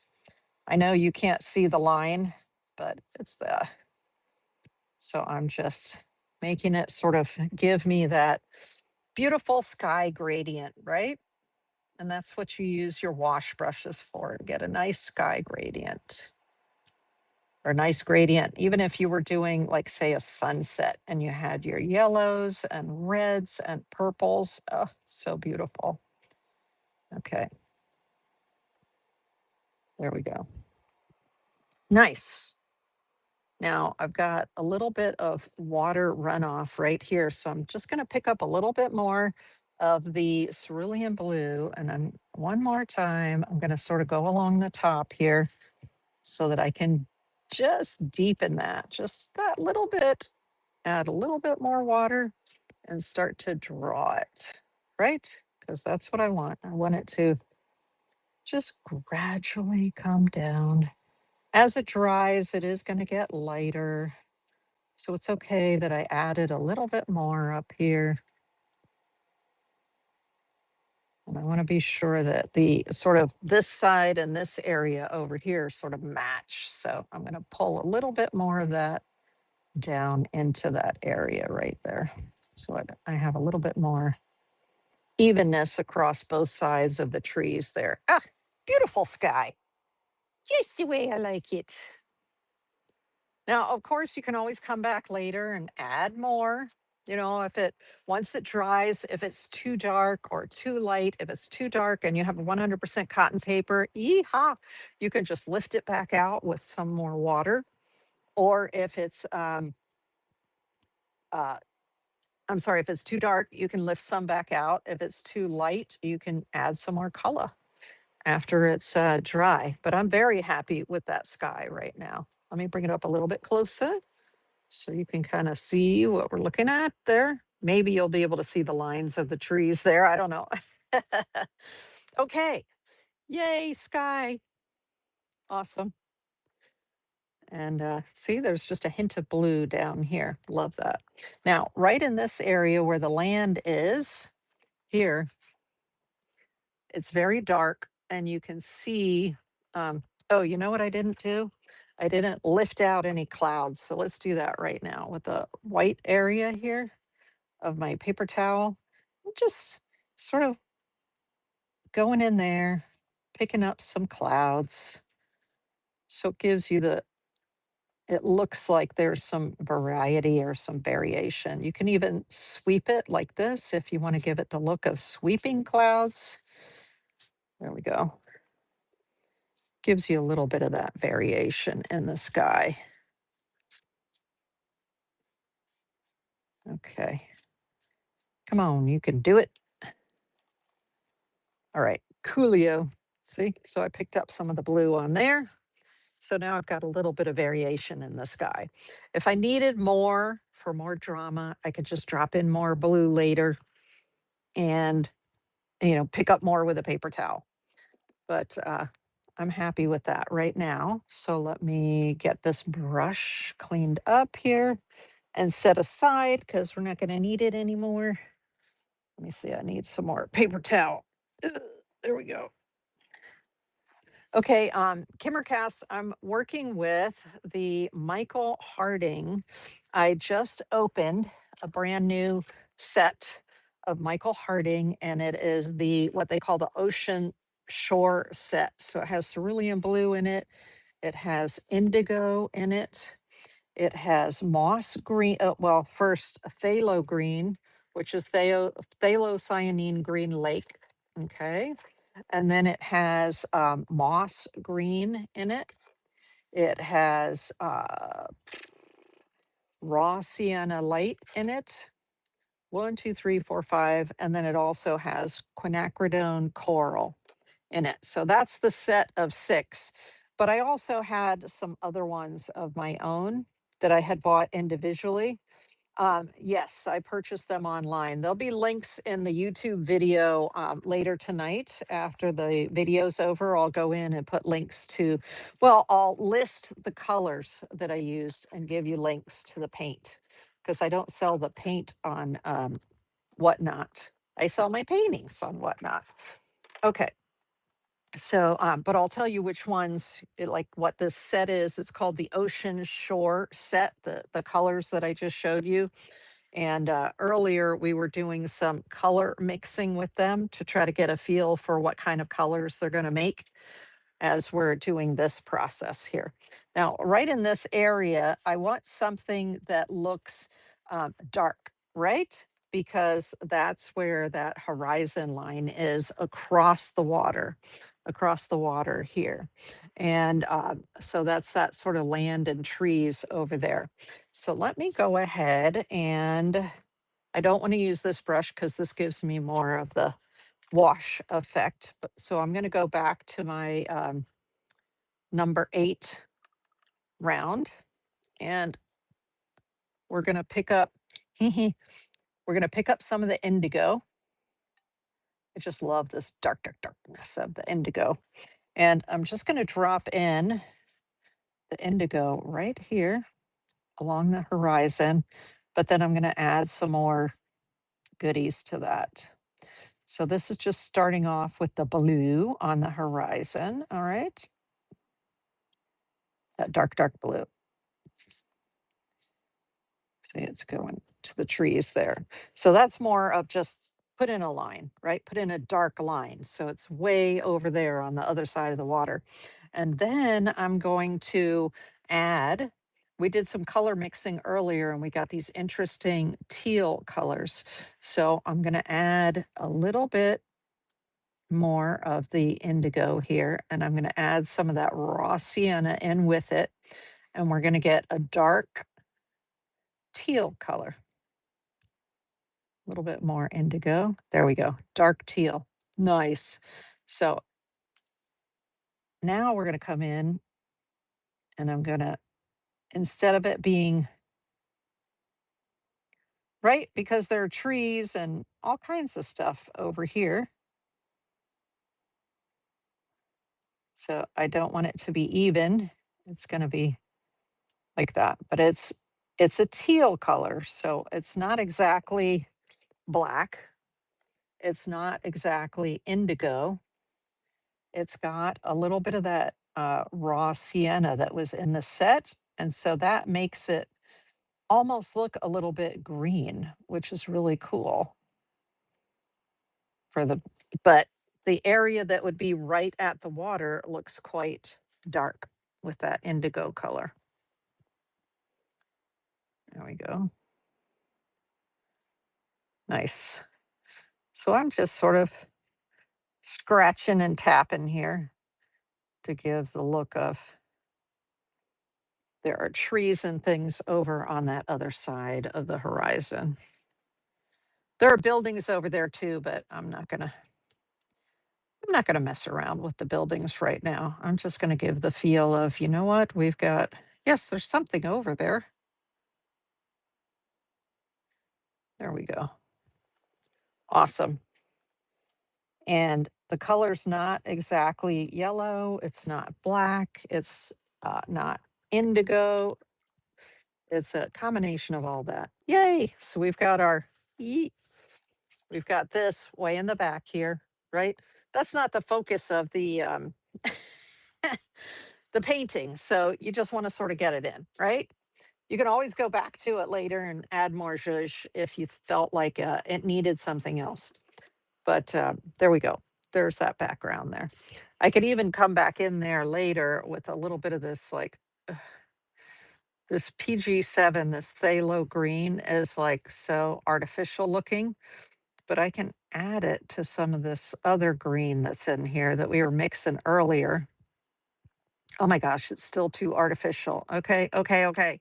I need more of this yellow so that I can get like a dark, dark, dark, dark, dark green. It's still too artificial. All right, give me more of the sienna. I want it to get to like a super dark green. You see how I was saying I just start using everything that's like on my palette? So there was a brown that we had mixed earlier from yellow and purple. And now I've got a nice dark green. So I'm actually just going to go in here and place a little bit of dark green that once it dries, you'll be like, oh, okay, that's green. Your eye will read it as green, even though it's super dark. So we've got some like tealy colors and we have sort of some green colors in there. Nice. Because there's going to be a lot of green in here in the trees. So this way they'll relate to one another, right? With the green here. Nice. The dark, dark, dark, dark green. I'll bring it up for you in a second so you can see what I was talking about. Here. So what I did was the indigo plus this yellow, which is the raw sienna right here. So the indigo and the raw indigo blue and raw sienna makes this sort of teal color. Well, that's okay for the distance, but I'm looking at it and I'm like, that's trees in the distance. I want to give it just that little bit of green. Okay, just a little bit of green. But I need a dark green because it's way off in the distance on the horizon. So that's where I took this tiny bit of phthalo green, PHTHALO, cyanine green, and tried mixing it with some different things because this is my favorite mixing green to get. Here I got like a permanent green you can see there, right there. But then when I added it to the brown over here, I got myself a dark green. So I'm like, okay, okay, okay. Now I'm happy. And I can lay some of that dark green into the base of the trees over here too. So, oh, you're welcome, Kimmercast. I'm happy to explain. And if you have any questions, you can always just throw it in the chat. So let's put some of this dark green down in the near the bottom of the trees. So we're just going to lay some of that dark green in there. It's not even that dark. Look at that. But I can add more of that purpley brown in with it to get it darker. And then I see, like, there's the edge over here. I see some more darkness in this area right here. I don't have to be too precise with it. Let's see, we've got some darkness in here. Because if I didn't want it to be, if I wanted it to be darker, I can just layer over it. If I didn't want it to be as dark, I can just add a little bit of water and pick it up, right? So it's fine. It's fine. Let's just take it here. Nice and dark. All right. And it's super dark back in here also. So I'm just giving myself sort of a reference point with the darks, dropping them in sort of first. So we've got some darks up in the middle here as well. And just a little bit more water. And a little bit of dark up in this area. Okay. Okay. Definitely there are trees in there anyway. Let's see there. Yes, there was a little bit of dark around here. A little bit more dark. Come on. Dark. Let's add some of that purple in there so it gets darker. Now, also, if you want to darken up a green, what do? You take the opposite color on the color wheel. So let me find my color wheel here. So if you take red, nope. If you take green, I'm looking on the outside of the color wheel. So if I have like a green or a blue green, if you look in the little window, if I add red to it, you see how I have sort of that olivey color and the olive brown, right? So um, I'm always afraid I'll mix too much like mud. Yep, I'm teaching a whole class, 4 weeks, um, here in Bradenton, Florida, at the Herrig Center. I just put in my proposal for the fall to teach 3 different 4-week long classes that are color and composition classes. Because so many people are afraid to make mud. And it's like, well, once you understand what the basic colors are and how to mix with single pigments, holy moly, the whole world opens up. And you don't create mud anymore unless you want it. It's so cool. Okay, so what I'm gonna do now is I'm gonna show you mixing some green with the reds over here, because that's how you darken the greens also, besides this brown that I had there. If you use the opposite on the color wheel, so let's take some of this, what looks like a primary green, and I add in with it some of the, yep, see, instantly brown. This color that's here is the Quinacridone coral that was in the set. Beautiful. Since it says quinacridone and it's a single pigment, it's transparent. Quinacridones are transparent. They are beautiful for doing color mixing. Let's see. Kimmercast says you're from New York, but your parents retired to Bradenton. Wow, that's awesome. Yeah, right here. That's the art center. They renamed the Manatee Art Center because it's Manatee County to the Herrig Art Center. So that's where I just put in the proposal. Actually, it's a proposal to teach 3 months. I think it's September, October, November, of 4-week classes. And then I threw, yes, it is a beautiful area. I threw in a proposal for a couple of weekends because I thought, well, a Friday and a Saturday, maybe some people either want to travel from out of town or they want to, they can only like afford to do it on a Friday and a Saturday and not take the whole month. That gives people who maybe are coming in from out of town can get a hotel room, right? And then take the class. So that's why I'm proposing it like that. So we'll see what gets accepted, but I'll let y'all know once they've told me what they approve. Okay, so what happened was I just took the green and I mixed it with that quinacridone. I may have to do that in the future. Okay, will do. I'll keep you posted. So I added that little bit of red, which is opposite on the color wheel, and you see how I get that brown almost instantly. Now I don't want it quite that brown. I want it more green. So I'm going to pick up some of that brown and bring it back over here where I have my greens. And now, bam, I have a super dark green. Do you see how I have a really, really dark green there? So it's that push and pull, right? And the mixing in different values, I mean, different quantities. to determine. This is like a dark, dark olive green. So I'm going to come way down in here. I'll show it to you in just a second. I'll bring it up closer. Way down in here. Yep, that's what we've got, is the super dark area of the picture that I'm working on. Okay, cool. But it's still a mixture with the green. So I always say they talk nicely to each other if you're color mixing from the one color and kind of grabbing a couple of others, they'll mix together. They'll look good with each other on the painting. Okay. So let's grab some more of that.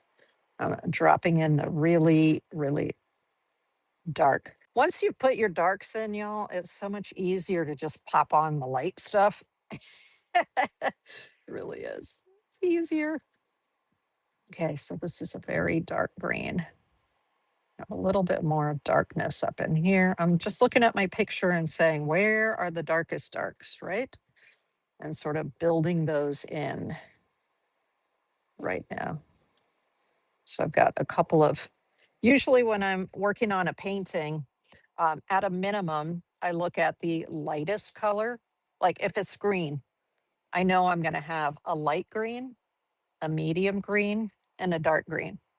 And sometimes I have multiples. So these are my darks. And right now I have 2 dark greens going on in here. Okay. Because the first green I put down, I was like, that's not quite dark enough. I need to darken this a little bit more. I need to come in with something else. That little bit more. And I'm also taking advantage of the fact that this is a cold press paper. And so the cold press paper with a drier brush is giving me a little bit of extra texture in there. Okay. So there I've built in a bunch of the darks. Now if I wanted to make it dark again, let's try a little bit of this same green, but instead of using that quinacridone coral, which was in the set, I'm going to use this other color that I had bought separately called Cinqueza or Cinqueza Maroon. And so let's just take a tiny bit of that because it's a very earthy color. Take a little bit of that and mix it in here with the greens and see what I get. Oh, nice. Yeah, very nice. Again, a dark olive, right? Dark olive. Love that. Okay, let's drop that in there. And what about way over here? Most of this is lighter because it's in the sun, the branches that are way up top over here. But we have a little bit that's sort of coming down like this. And then we've actually got a little bit of dark in the middle there of that bunch. And we have a little bit more dark coming over here. Okay. Hey, right now it just looks like a hot mess, right? Let me just get a little more darkness down in here for this. There's a little tree that's like sticking out here. And around the bottom, it's going to be a little bit dark. Okay. So there we have the darkness of the tree. We can always darken it more, but this is a good start. Now, let me look at I'm thinking maybe right now we're going to do our first coat of like sand down here. And then we'll work on I'm always looking at like what needs to dry before I go to the next layer, right? So down here is our beach area, right here, right in here. And there are some waves here, but if you look underneath the waves, you can still see a little bit of that sand. So we want to put some of those sand colors in there and let it dry down to about this far. And then we'll come over top of it with a wash of the blue, okay, of the water. But this is proper sand over here that's in the light. So let's refer back to some of the mixing we were doing over here. And like I like this sand color right here, which was raw sienna plus Terra Verte. This was not in the set, so, ooh, that's odd. I don't know why this is saying, my iPad is saying, hey, you're almost done. And that's where I watch my comments from. Why is it doing that? Hmm. Hold on just a second. I want to make sure that my, it says it's charging. Why is it almost dead? Let me unplug that, and plug it back in. Huh. Okay, that's odd. Hold on a second. Weird. Okay, well, we'll see what happens. If you're on, that's where I'm, my iPad over here is where I'm watching the chat for Whatnot. And then over here, I'm watching the chat for YouTube. But if Whatnot, if my iPad stops working, then I'll just have to use my other phone here for the chat. Let's see. Hold on a second.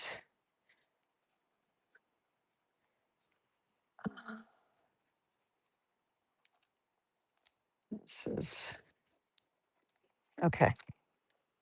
Well, we'll have to see what happens. I checked all of the connections, so we'll see what happens there. So I was saying this sort of sandy color was the raw sienna, and then I used Terra Verte, which is this very light green color that I have, but instead of the Terra Verte, over here, I was using the moss green. So let me use the green that came in the set. So I've got the raw sienna and the moss green. And then, because this is the raw sienna with lots of water. So I'm going to put the raw sienna under the water over here. And then the beach itself needs to be a little bit lighter. So I actually have the warm white right here that we can mix with it, right?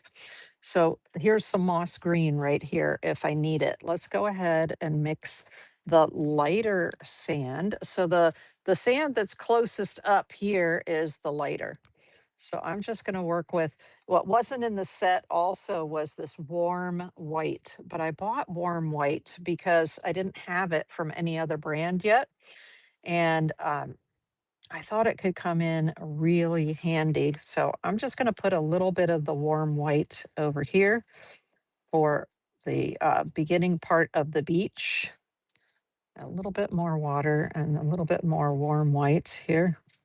So this is the sand that's in the light over in this corner over here. Hey, I hope you can see that. Now let's go ahead and start adding some color in. So I'm going to take some of this raw sienna light. Don't drip on my painting now. There we go. So I've got a little bit of the raw sienna right there. And I'm going to add a little bit of it in with the warm white that I have here so I can start getting a little slightly darker color. There we go, which gives me a little bit more of the sand sort of color. More water, so they'll mix together. Okay, nice. So I definitely recommend getting yourself a warm white, which is a titanium white is your, I think it's PW6. So, okay, I'll tell you what's in this warm white. It says PW4, which is your zinc white, PW6, which is your titanium white, and then PY43, which is a very organic, rich yellow. Okay. So that's what gives you the warm white. Oh, nice. I actually like the way the brush is sort of dry as it comes down here. Okay, so I'm getting the lightest version right now. And then when we get underneath the water, it's going to darken just that little bit. So let me keep going with that. So I'm just mixing here the warm white with that raw sienna. You could use just the raw sienna, okay? You don't have to have the warm white, but for this kind of sand, I like the warm white. Now, when it dries, it may be too light. And so I can always go back over it and make it a little bit darker. Okay, so I'm just making it a little bit darker the closer I'm getting to myself, right? The color deepens just a little bit as it's closer to you. Okay, here we go. And this is the water line right here. Boop. Drop a little bit more of the darker in there. Just a little bit more there. There we go. I like it. Okay, nice. Just a little bit more over top of that light area. Now, what it's looking to like to me is I have a little bit too much of the darker here, so I'm lifting some of it. That's the nice thing about using a cotton paper is that you can, with just a little bit of water, you can lift some of that out. Let's use my paper towel here and just lift it a little bit so it looks a little patchy, more like the land. Okay, there we go. All right, that's the beach. Let's go ahead and as I go out, it gets a little bit darker. So now I'm going to use mostly just the raw sienna. So this is raw sienna with lots of water that I have on my brush right now. And I'm going to be covering it with blue. Okay. So I'm just bringing it out because the water is going over top of the sand, right? So underneath the blue water, there's going to be some of this sand appearing.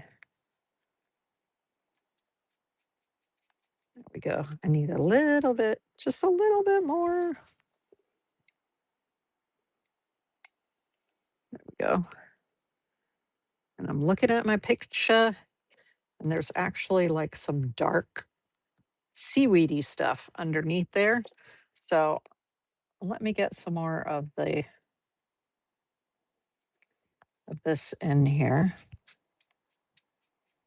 And then I'm going to drop some seaweed in there. Woohoo! Nothing like having some seaweed along the beach, right? There we go. Get that just sort of going out. As it gets closer to me, it's going to get a little bit darker.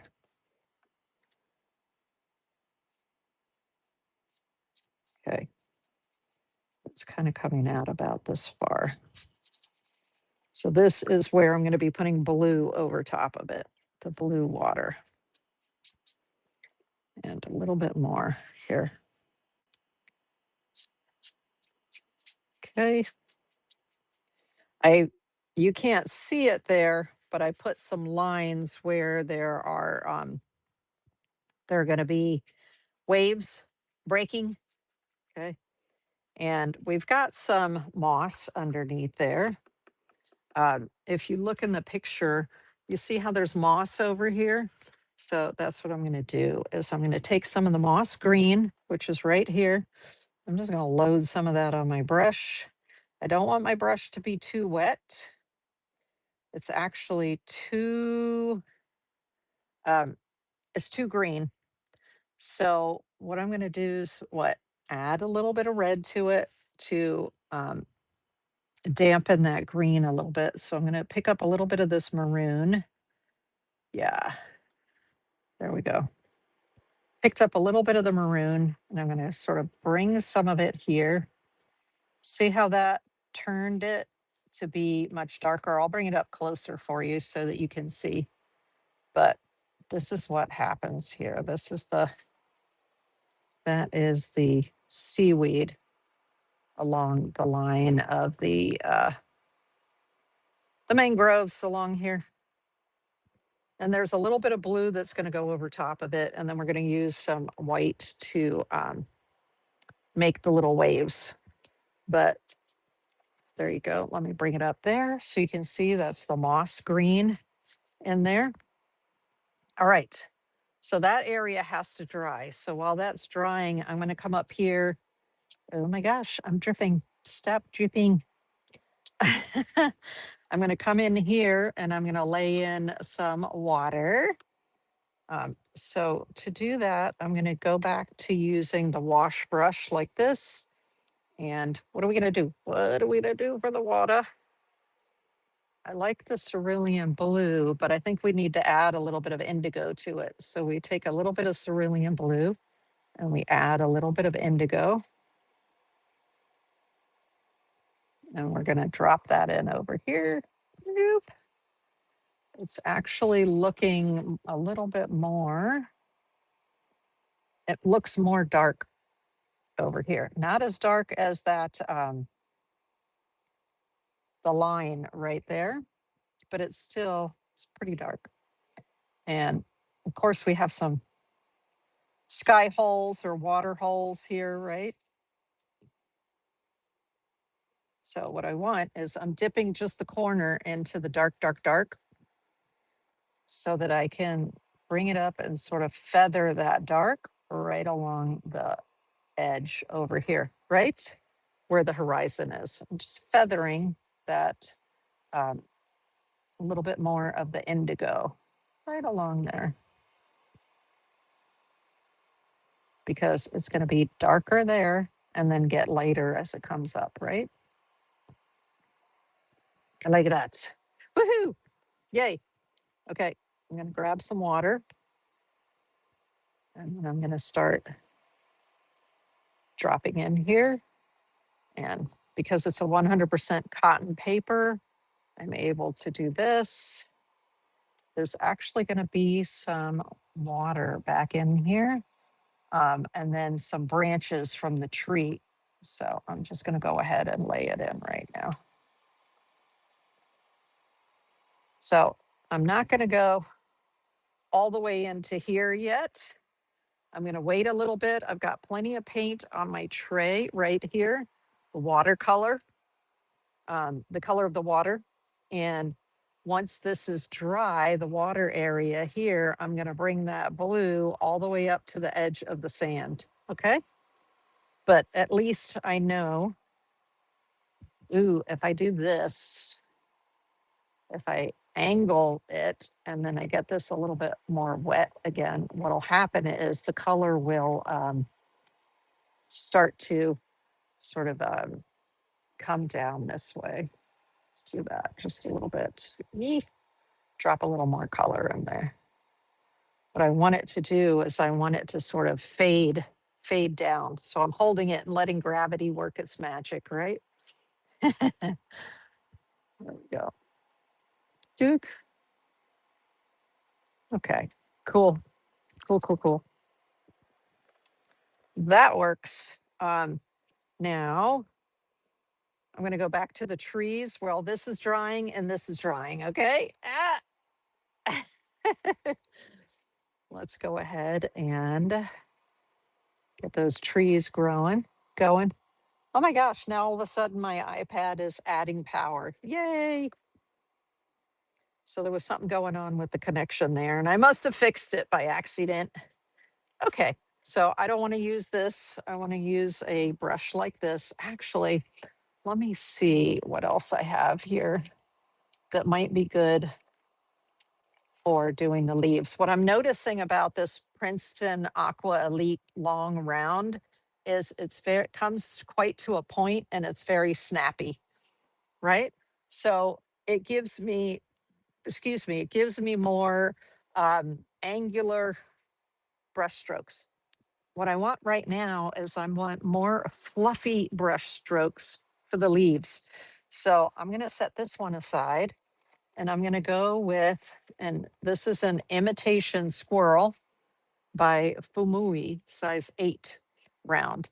But this one, when you get it wet, is much more fluffy. So if you'll notice, see how it doesn't have that same, it's like super fluffy. It doesn't have the same snap. So it should give me a little bit more rounded. I actually have another brush here. This is a Princeton Heritage. Is it Heritage? No, this is just a super old brush. And this also has a little more of a rounded top. Let me see, there's another one right here. Yeah, this is the Heritage. Okay. So this Princeton Heritage, instead of being, and you, let me get this one wet so you could compare. So you can see what I mean. Okay. So this one, Aqua Elite, there's a long point to it. That's the long round. This Heritage, this is an 8, this is a 6. It's more stubby. So you're going to get more of that leaf effect with the stubbier brushes. Another type of brush you could use for this technique is a cat's tongue. Let me see where my little, this is by Christy Rice. This is part of her sets, and it is a cat's tongue. So you see how it comes like that? That's also, maybe we'll try this, the cat's tongue. I like the way that the cat's tongue makes shapes for the leaves. Let's try this one. Okay, so we've got some of that moss green in here that we mixed with some other things. Actually, it needs to be a little bit darker. Let me address that first. How are we going to make that darker? How? I'm going to put a little bit of this Syncasia maroon over top of it. Just sort of glaze it, okay? And see if I can get it to turn like a little bit darker. Okay. Because optically, it'll look like red over top of green. And so it should darken it just a little bit for us. Okay. Yee. We'll see. We'll see. Especially when we put the blue over top of it. Blue over red gives us a purpley kind of look. So we'll see. I'm always thinking about, color theory, color mixing, transparent colors over other transparent colors. Yeah. Okay. So let's go ahead and with plenty of water on the brush, I want to put some lighter greens in here. So I'm going to take the Sienna, raw Sienna, whoop, and I'm going to put it here so I can mix it with the phthalo green. Okay. So here, if you look here in what we were doing earlier, raw sienna and phthalo green give you this different kinds of greens. And then here's the moss green, which gives you a more yellow undertone. So I'll be using the raw sienna, phthalo green, and moss green to get what I'm looking for the leaves here. Now let's start with the moss green because the moss green kind of has a yellow undertone to it. And I'll just grab a little bit of yellow over here to make it even more yellow. And so I'm just going to throw some of the leaves that are super light way up here. So there's some lightness in here. We've got some lightness over here. So I want to just lay in some of the lighter versions of the green. So first I did the darks, now I'm doing lights, and then we'll come in with midtones, okay? So naturally, the stuff that's at the top here is going to be more light, right? The sun's going to be hitting the stuff that's at the top, as well as we've got this little one down here. Oops, need a little bit more water there. A little bit more of the yellow. So way out here, we've got that light green going on. Just dropping it in. So let me bring it up so you can see what I mean by dropping it in, just little bits, because then we're going to come in with our middle green. But any area where the sun is really hitting it, I'm going to drop this mid-tone or this light green in here. Yeah, there's some light green right there. Now, I've mentioned before on my shows, but I am not a realist. I'm an impressionist. So I am not going for the exact look of the photograph. I'm not going to sit there and I'm not going to draw in teeny tiny little leaves. I might come back later and define the leaves a little bit, but my objective is to just get the feel for the scene. Okay. So if you're like, Tristina, that does not look exactly like, that's the point. Okay. Yes, that is the point, dears.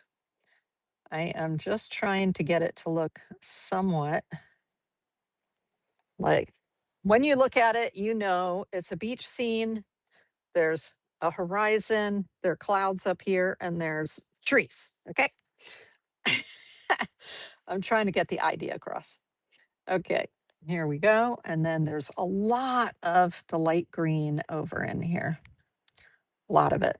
Now, I'm going to show you what I mean about the cat's tongue. See how you have these little marks that look like little triangles almost? I think they work great for trees. And so that's why I thought, ooh, I'm going to grab the cat's tongue because I like the way the cat's tongue looks for this kind of effect. Okay, and then there's a little bit more of that going up that way. Yay. So I'm using the moss green and I'm actually adding a little bit of yellow, but not the raw sienna as a yellow. I'm adding this one right here, the Turner yellow from Schminke, because I don't have any yellow of Michael Harding. I only have this brown BR7, pigment BR7 raw sienna from Michael Harding, which makes this color down here. Okay. So it would make a darker one. That's why I had to grab a yellow from a different brand. Okay, lots and lots and lots of yellow for up in here. Now, actually, up in here, this area way up in the corner, if you look in the picture, there's a bunch of sky showing through, right? So I'm going to leave some sky holes and add some sky color later to that. So I'm actually not going to put green everywhere. I'm going to leave a little bit of green so that I can come back in and add some blue for sky holes way up there at the top. Okay, here we go. So that was a little bit of the moss green, a little bit more of that Turner yellow. And where else? I'm looking at the picture to see, all right, where do we have more of the light green?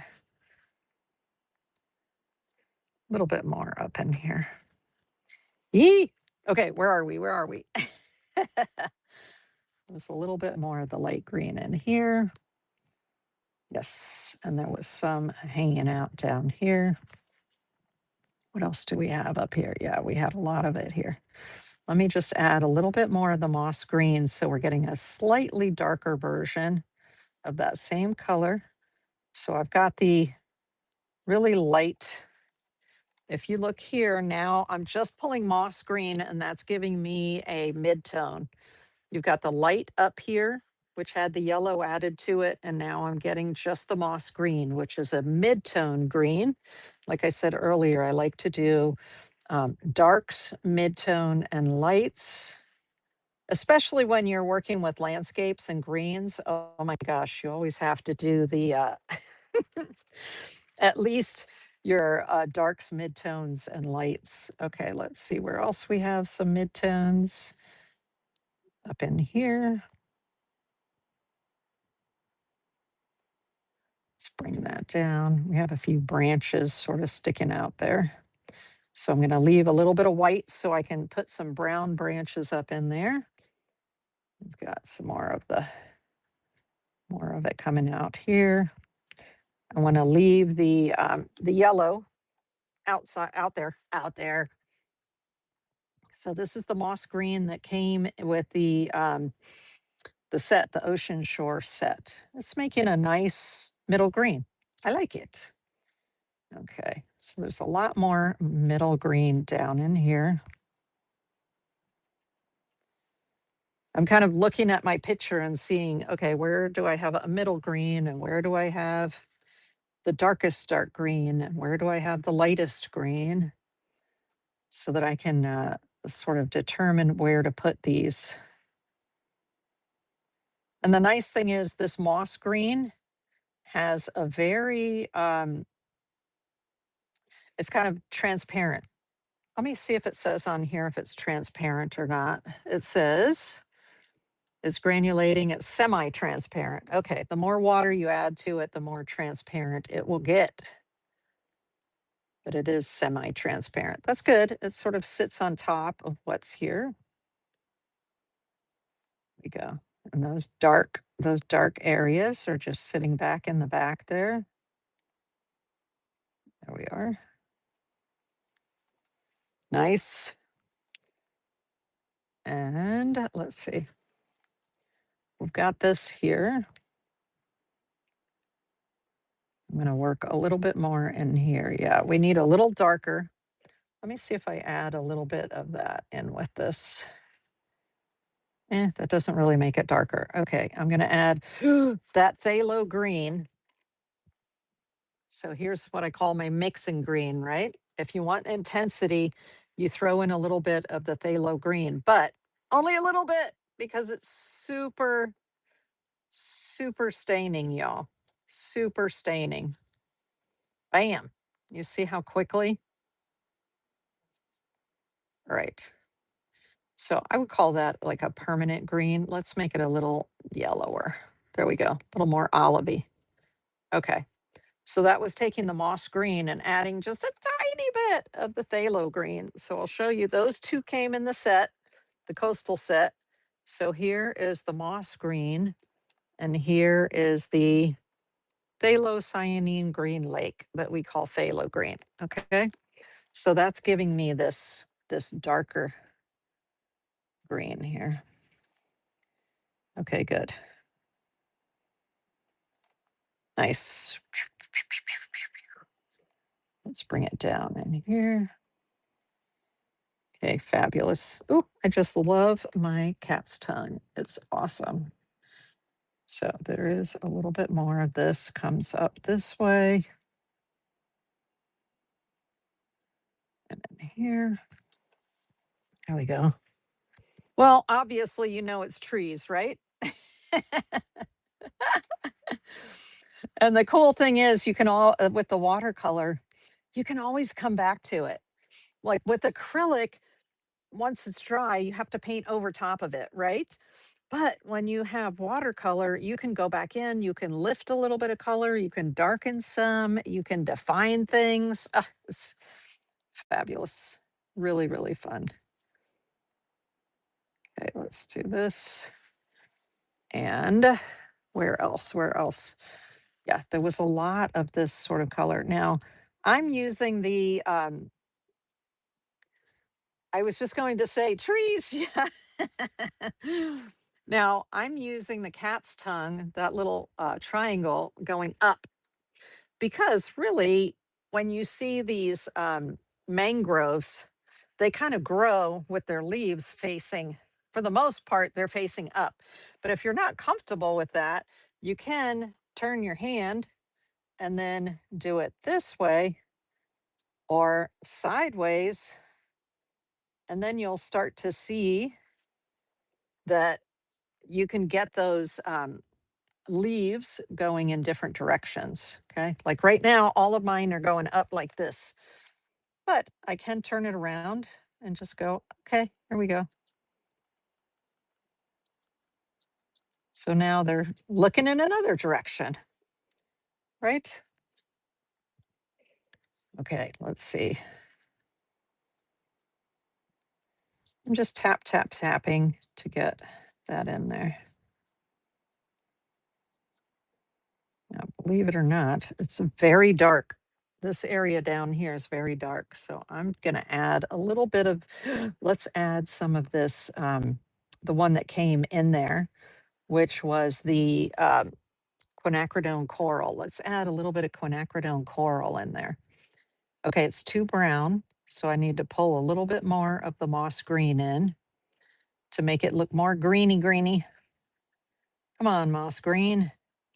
There we go. Now it looks more green, more olivey. And I'm turning it around. Hey there.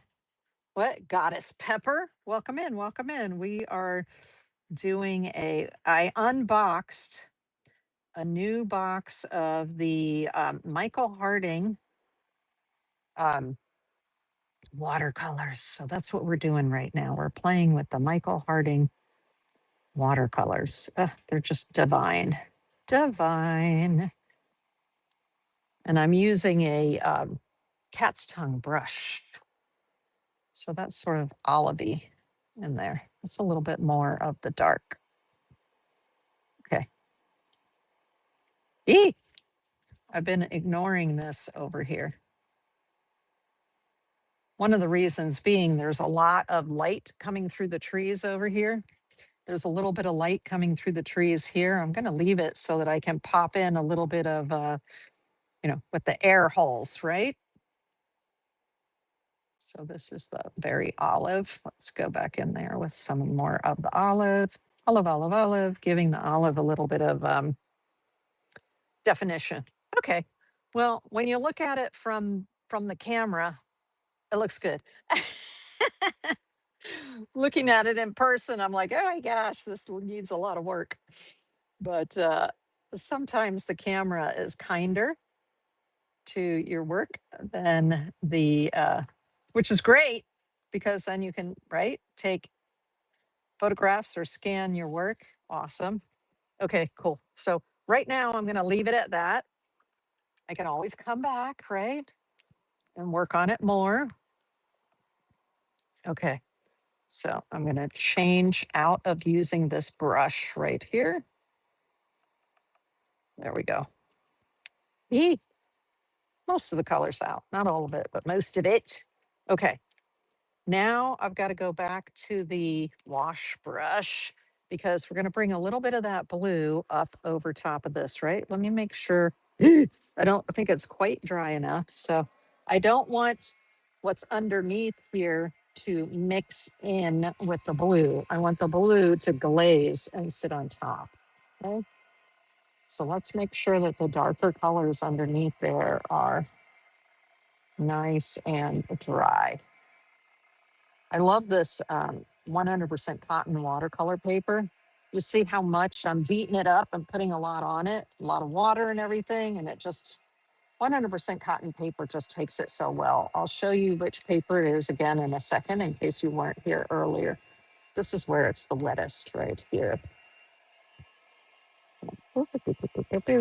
Let's get that. Okay, cool. Let me show you that real quick. Well, it's still drying a little bit. So this is the Saluvia. So it's Caeluvia. And like I said, I'll have a link to it in the description of the video on YouTube. Okay. So you'll know where to get it. But it's 100% cotton, um, cold press. This happens to be I mean, it's such good value.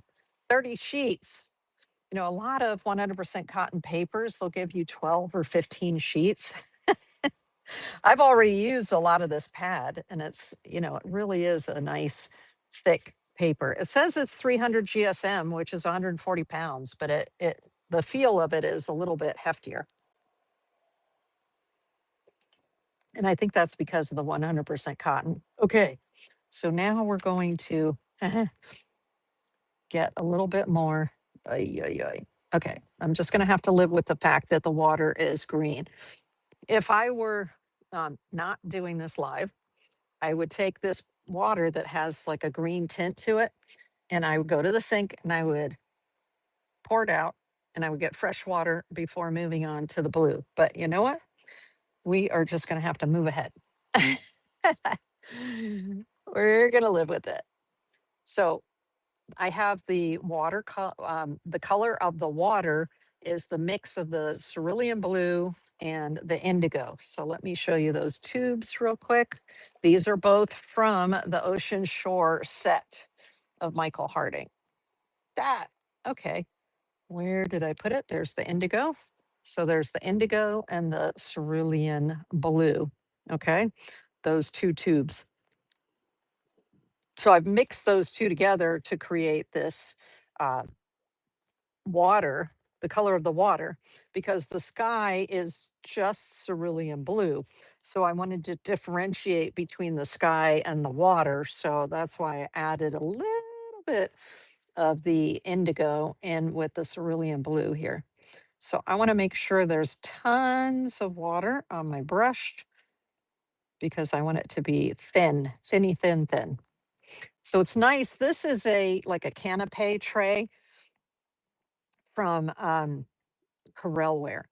And I like that it has these edges like this that are, let me show you here, that are bent, because then I can do this and make sure that I have enough water in my brush uh, before I actually put it onto the paper. So you can see there, that shows you sort of what the intensity is of the color that's in the brush. And I need just a little bit more water there. So, okay, good. So that way I can, that was too much. So let me get some of the water out of there. There we go. That's better. Nice. All right. Eeh, I dripped a little bit. Here we go. Duh, the moment of truth. So I'm putting the blue over top of the sand, right? I'm glazing the sand because, of course, as it comes up to the beach, the water gets shallower. And so you can see the sand through that shallowness. There we go, of the water. I'm actually going to have to bring this way back here so that it looks like it's consistent, right? Bloop, bloop. Okay, a little bit more. Come on, just a little bit more, a little bit more. And across here. So we're bringing the blue. We're glazing right over top of that stuff with the blue. Come on, you can do it. You can do it. And I want to come right along. I have a little line here that I drew for myself of where the edge of the water is. So that's what I'm doing here. So I'm sort of going along that edge. A little bit more of the watercolor, the color of the water. Come on. Just glazing, glazing, glazing. You don't want to work it too much because otherwise it lifts up those colors underneath and just becomes like blob, which some of this is happening here, but oh well. It's all right. I'll get over it. Here we go. A little bit more of the blue. Taking it back here. A little bit more. Taking it back this way and back this way. Okay. Sort of blending it in with the blue that we already have back there. All right. Nice. And now along here, I kind of have some gray right now that I dropped in there earlier, but I'm going to make it a little bit bluer gray with the indigo. Okay. And I don't want to use this brush. I want to use this brush so I can be a little more precise kind of where I put that darker water right along the edge where the trees are, right? Because the trees are right along here. So it's going to be darker in there. One more time, a little bit of the dark from the indigo. And I'm just going to bring it out. See how I'm not using the brush up and down? I'm using it at a steep angle. I'm going to use it at about a 60-degree angle or so because I'm pulling out the blue so that we've got our shadow like that. Okay, right along there. Nice. Okay. Now I've got a little bit more of the blue I have to bring in over here. So that's where I'm using the preciseness of this brush to bring in some more blue against the leaves there, right? Filling in the hose that are left by the leaves. There we go. Got it. And then there's sky blue over here, which is, if you look here, do you see how there's a lot of space? So I'm going to use the more precise brush, and I'm using this, just the Cerulean, because the Cerulean is what I put in the sky. Okay. Which granulates a little bit, which is lovely. I love when the Cerulean granulates. So I'm just sort of bringing it down here to fill some of the sky holes in the trees. There we go. This is where you that's why it's helpful to know, okay, what color am I using there, and make sure that you have plenty of it. So you can sort of fill in your sky holes a little bit. I just want a hint of the blue. I don't need it to be too heavy in there. The darkest is up at the top, right? Right at the top of the sky there. Okay, I'm gonna take just a little bit of it with a lot of water. I'm gonna put some of that in here. Sky holes. Filling that in with some sky holes. There we go. And then I'll come back in with my paper towel because I just want it to be light. I don't want them to be dark. Come on, cerulean blue, sky blue. Let's just do a little bit more over here, a little bit more over here, some right there, some down in here. So those in the areas where the leaves are way up high, you're going to have a lot more of the sky hole effect, right? Not so much down here. I'm going to have to put more green down in there. Okay, let's lift with our damp paper towel. So we just leave a hint of blue there. We don't want it combining too much with the greens. Okay. Um, I'm giving time for the shore here to dry, right? Ooh. So the funny thing is, in the picture right here, where it's lapping up on the sand, it actually doesn't look blue at all. So I'm going to show you that right here. You see right here, it just looks brown. It looks the beach color, right? So that is okay. Let's take this a little bit more and just bring this right along here, just that little bit more. I'm just using a little bit of the um, warm white together with that raw sienna right along here, just to sort of define that edge a little bit better before I go in with the white to create the little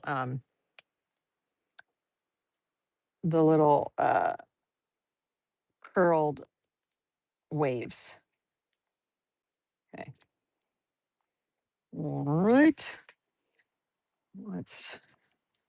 It's coming out looking nice. That looks nice. Okay.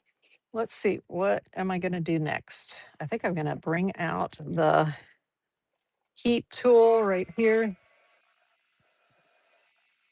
because I need to get this.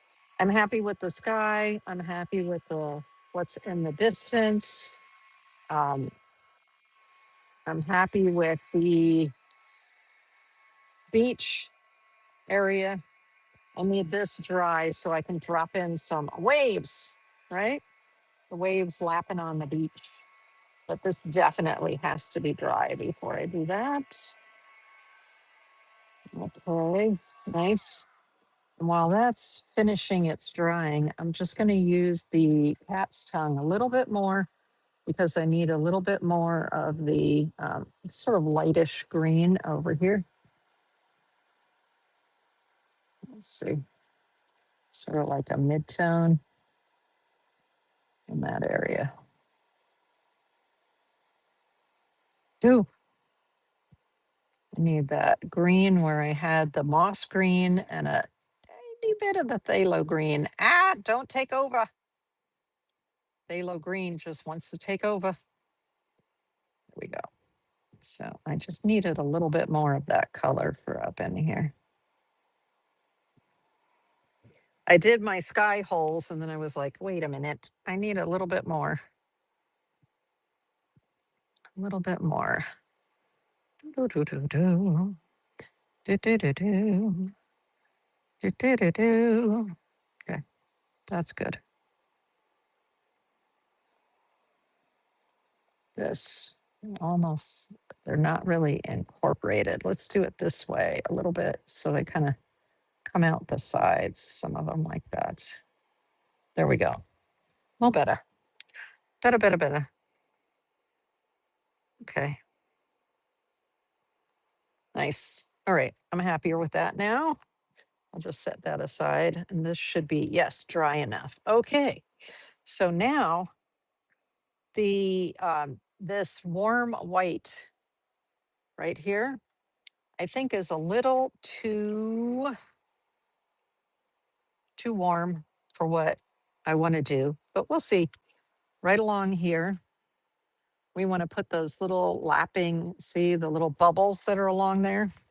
So let's just check out this warm white real quick. And I'm just going to do it. I'm getting it nice and thick on the brush. And I changed to the Heritage brush from Princeton that has a little flatter. It's not, doesn't come so much to a point. It's a little flatter at the tip, okay? And that's so that I can do a little bit of what's called scumbling. So scumbling, I'm just going to sort of run it back and forth. We don't want the brush to be too wet. So let me just make sure that I wick away. I'm going all the way back down here in the brush in the back end, and I'm wicking away some of the water because I don't want it to be too wet. And I'm going to look at my picture here, and I'm sort of scumbling, and I'm changed my hand, and I'm going to see whether this warm white is white enough. Not really. But that's okay because I can add more of the, I can add some of the Winsor and Newton Designers gouache in there, which I will do. So I'm just creating a wave line here. And I'm using the fact that I have cold press watercolor paper to sort of scumble it along and get some interesting marks there. Okay, so here you go. But when it dries, I can see I'm going to need the white.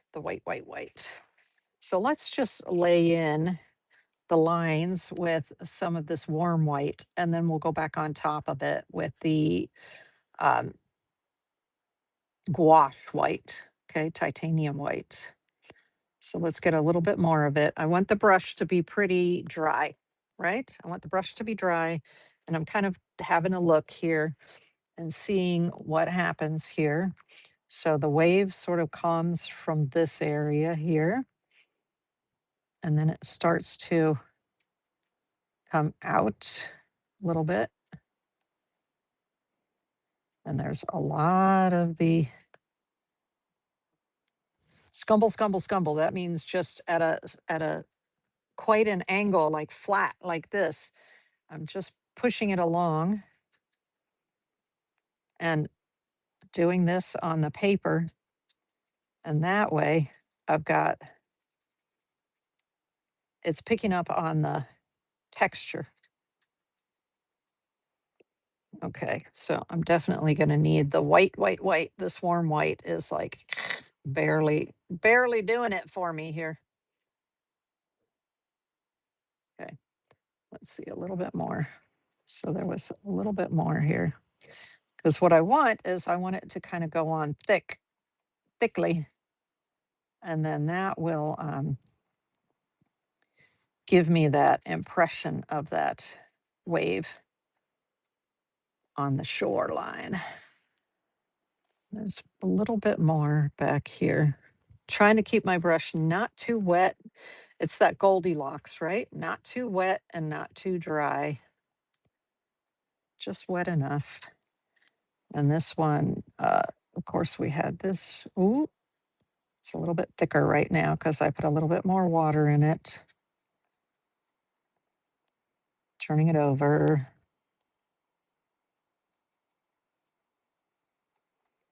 All right, a little bit more in here. So I'm just trying to get some of the feel of these bubbles, because we've got some bubbles going back in here, just a little bit of bubbles going back toward the back. So I realize I say, look, I'm not trying to be a realist, but I am trying to get the feel for what's happening here. Okay. So this warm white is not drying white enough for me, but that's okay. I'm going to come back on top with the gouache. So what is gouache? Gouache is just opaque watercolor. And watercolor actually is able to, right? You can re-wet watercolor. That's one of the beautiful things about it. And the same is true of your uh, classic gouache, your regular gouache. You can also re-wet it. But there's also something called acrylic gouache, which sometimes is called acryla or acryl gouache. And that is actually has an acrylic base. And when it dries, it's permanent. So see how I'm scumbling in order to get this line of foam in here. Come on, foam. I'll show it to you up close in just a second. So you'll be able to see, I'm building the layers of this light, the warm white, but I am gonna have to come on top of it with white because it's too close to the color of the sand. And so no, we want the sand to really show up with the bubbles. Okay, so this is basically what I'm doing now is building the background to the bubbles. So I don't have to use as much of the white because there's already some gouache effect here. Okay, of the bubbles. Come on, brush. There we go. Almost. I'll bring it up to you in just a second. Yee, grab more of that warm white.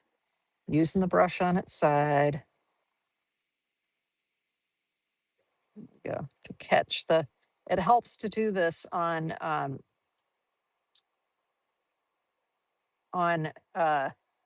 cold pressed paper because the cold pressed paper has the texture, right?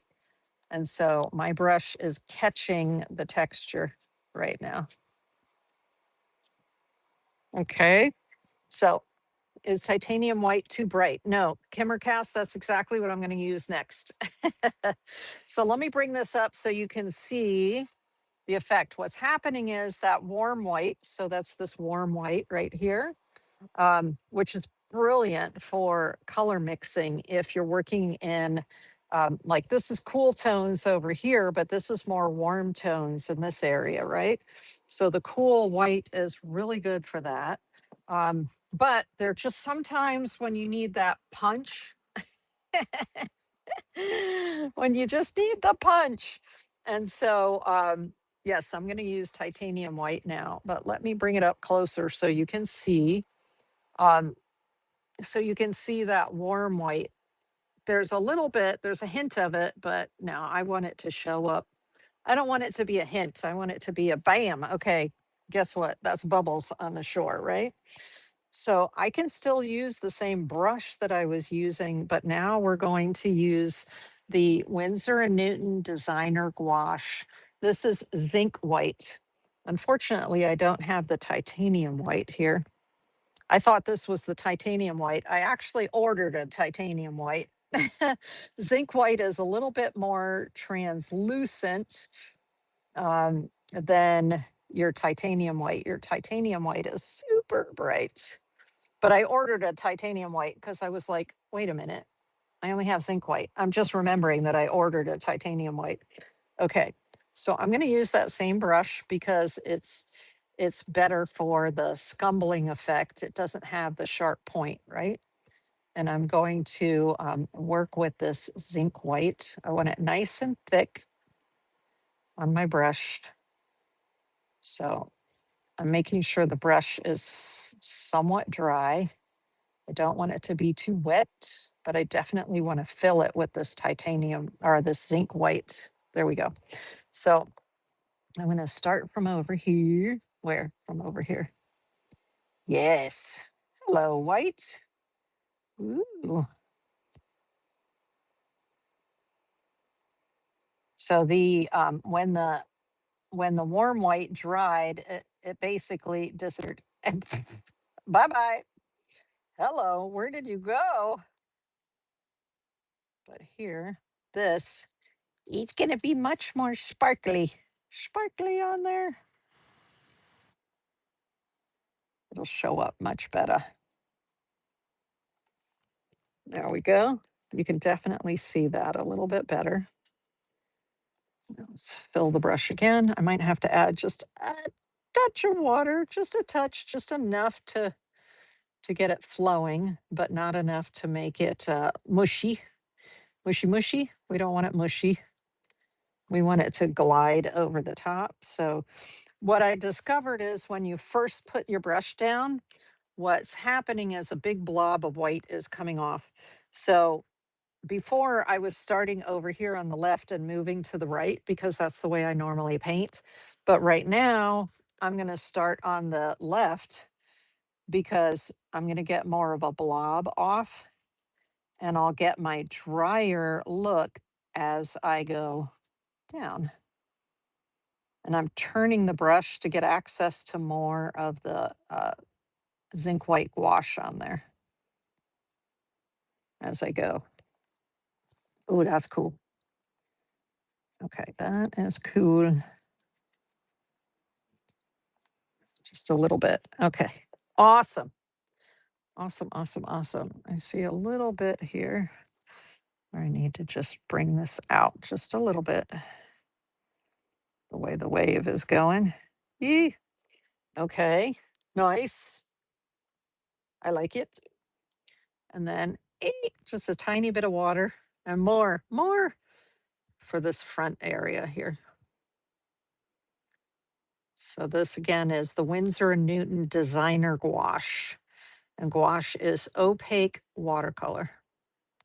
So that's what I needed is opaque. I think the mistake I made in the past was you used too much water with the white and it blended too much with the base paint. Yes, that happens. It needs to be super, like super dry on your brush, almost like it has a bit of a drag to it.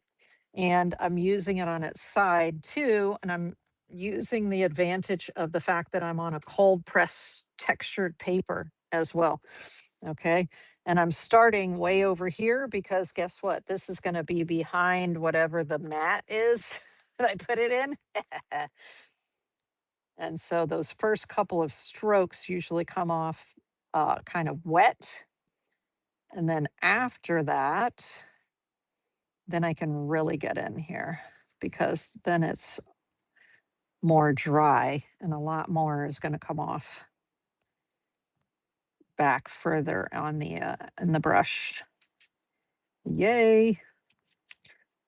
Come on, zinc white. Come on, white. Now I'm again using the advantage of the paper here to come back a little further to get some more of the white to lay in for the bubbles that are back here. Oh my gosh. Okay.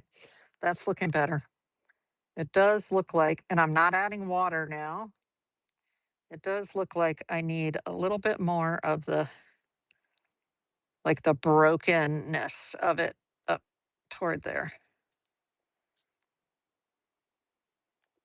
like this, like it's sort of racing back toward the water, right? Hey, hey, bubbles, bubbles all over the place there. I'm going to add a few more bubbles in here between those two waves. Okay, now I seem to recall, yeah, along the top of the wave, there's a little bit of darkness, just little bit of darkness. Oh, thank you, Kimmercast.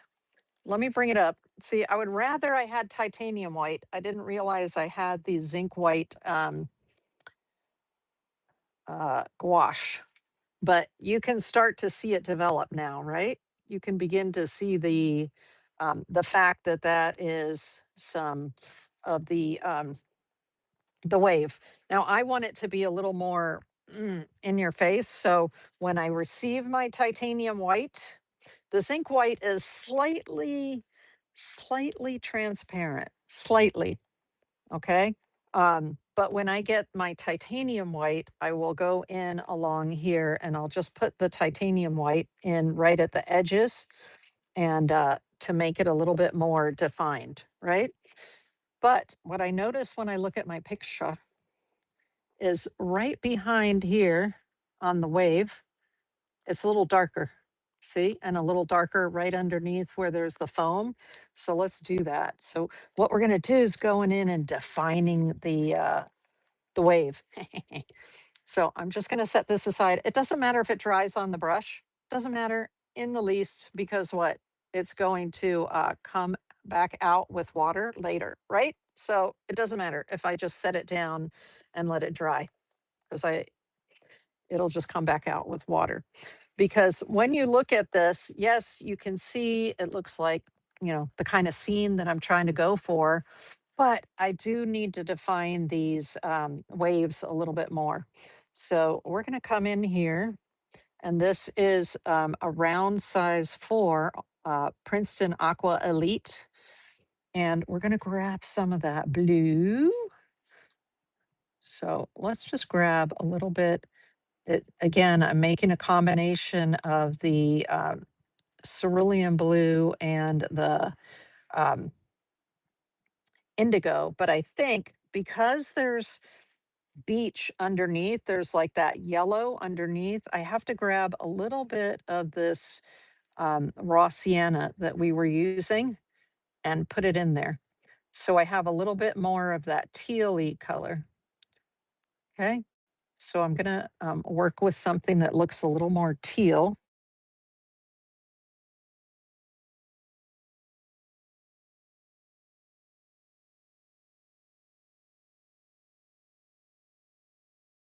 Arc along the bottom of the wave here. See how my angle is very, I have quite the angle on my brush here, right? So that's a little too much, which is not a problem. I'm just gonna pat it up here like that. And this line right here, I'm going to be using a little bit more water and sort of feathering it out, okay? But this, I just want it to be like a little bit smaller as it gets down that way. And I'm looking at my picture, adding a little bit of water and sort of pulling this out just a little bit because that's kind of what it looks like underneath there. It's sort of tealy. Okay. So it's under that way. I've got a little bit of darkness next to the white. And I'm constantly using my cloth to do that sort of where I just pat it. Okay, so I'm trying to feather out that edge a little bit more, make it a little bit more blue in there. Just feather it out. Okay, there we go. And then there's a little bit more darkness up in, of course, in this area over here. We had some of the darkness underneath, right? So I'm just bringing some more of that blue across there. Picking it up.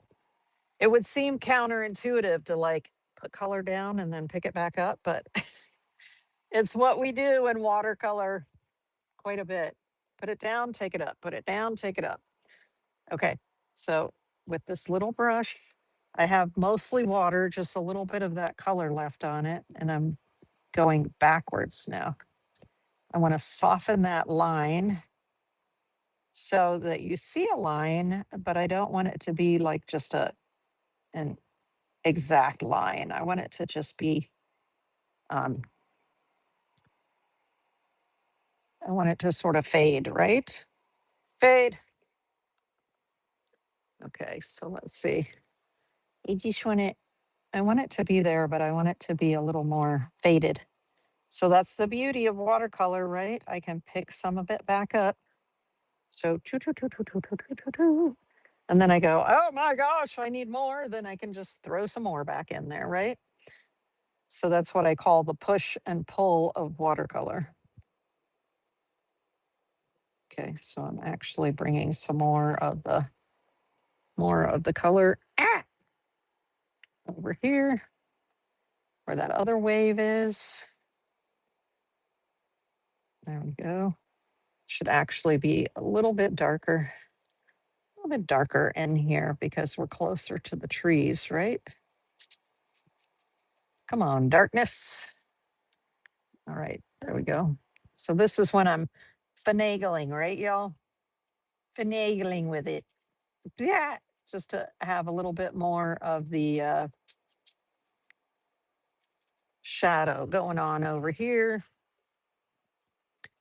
Let's lift a little bit of that back out. That's the beauty of working with cotton paper is you can put it down and lift it back out, put it down and lift it back out.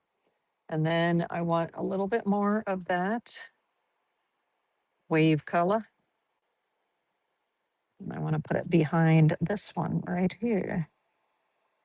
So let's just sort of put it right back here like this. Bring it in like this, like that. Yee. Let's lift it a little bit. I'm going to feather it too, but let's see what we got there. A little bit of feathering here. Back, back, back, back. I think I'm going to need a little bit more water on there. Yee. There we go. A little bit more water just to feather it a little bit more.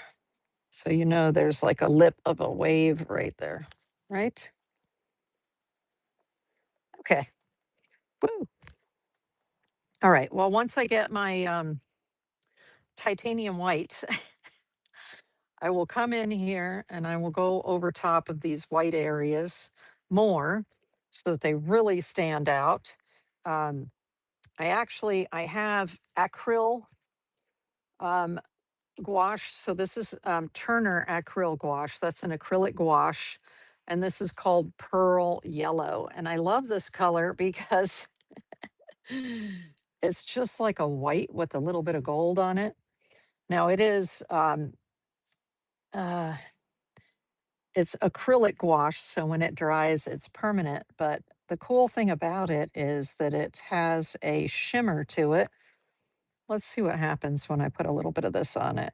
That might help it to brighten the edges of it up a little bit.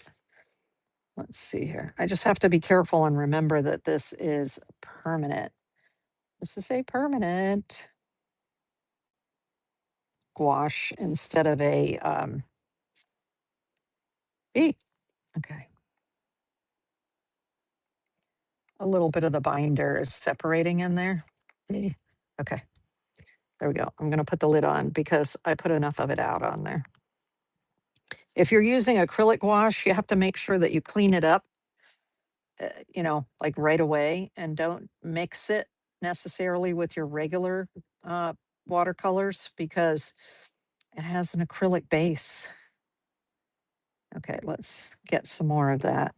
And I can see that it is adding a nice sparkle to this. So I'll bring it up in just a second to show you. And I'm holding my brush at a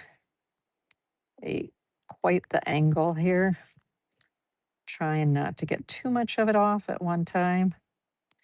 Stop it. I got a little bit of a, let's see, like that. I may not need the titanium with this, but we'll see. Let me just put some more of it on there and I'll hold it up and you can tell me what you think. This is so it's pearlescent is what this is. And it has this beautiful sparkle to it.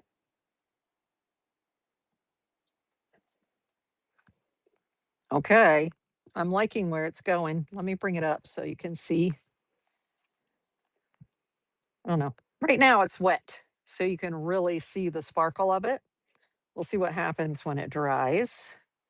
But I am enjoying that because it does have that little bit of shimmer. But because it is the acrylic gouache, it is it's going to be permanent when dry. It's not something I can lift back up. I could put more paint on top of it, but it's like it's very gooey compared to the other kind. So it's not as dry. The emulsifier in it makes it just a little more, like I said, a little more gooey. Gooey. Eat. Just bring it like this. Let's try a little bit of it here and we'll see what happens. And I'll bring it out, yeah, just a little bit into here. I don't know. Let's see what happens here when it dries. Hopefully it'll read as the sunlight hitting it, right? Let's just bring a little bit more here. Just a tad. Okay. Okay. That might have worked. Again, it's a Turner acrylic wash in this case. It looks like it's adding additional texture. Yeah, it is. It is. Okay. Let me bring it up closer so you can see. We won't know exactly until it dries.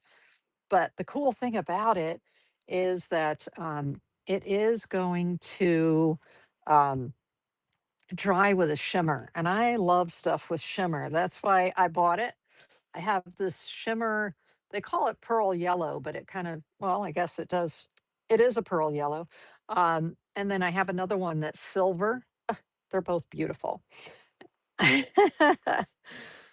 Like that. Okay. Well, it actually kind of looks like the picture. It's a miracle. Um, now remember, I have to clean this brush off right away with water because otherwise it's going to, I'm going to have acrylic paint stuck on there. Okay. Now, you know what I'm going to do? I'm also going to take it and I'm going to kind of dry it here because there's sparkle out this way. So I'm just going to sort of run it out this way just a little bit more, just to add that little bit of, why not? Because, when you have a little bit of sparkle, don't you need a lot of sparkle? That's kind of the way I am anyway. It's like, okay, well, if we're going to do a little sparkle, we might as well do a lot of sparkle. So that way it just gives all the water sort of a shimmer. I can't help it. I can't help it. Oh, I just love shimmer. Okay, so let me hold the picture up and hold the painting up, and you tell me. Oh, you know what I didn't do yet? Okay. I have one more thing to do, and that's to put in the branches of the mangroves. Okay, so there are some mangrove branches in there. And I'm actually, oh, thank you, Kimmercast. I appreciate that. Said fantastic tutorial. Thank you. You are welcome. Feel free also to take a look if you're on Whatnot. Take a look in the buy now. And I have all kinds of stuff. I have supplies. So if you put in art supplies, there are a few art supplies in there, which are um, custom little sets of watercolors that I make. Also, what else do I have on Whatnot? Of course, tons of paintings. And yeah, love it. Okay, so in the picture, let me show you what I was missing. This is just like hanging out in the water, right? Actually, they're not. You see the branches coming down right there? The branches of um, what is that? Uh, the trees. So let me make a brown. Let's make a brown because the only brown that they put in the set is the raw sienna, right? So we've got the raw sienna, which is kind of like a yellow. And we're going to mix that. Let's take some of this phthalo green so we can get a dark green, right? And then what? Opposite color on the color wheel is red. So let's take some of the quinacridone coral. Here it is. Come on, quinacridone coral. You can do it. Come up, come up, come up. It's a little bit dry. And we'll mix that in there. And then we're going to get a brown. What?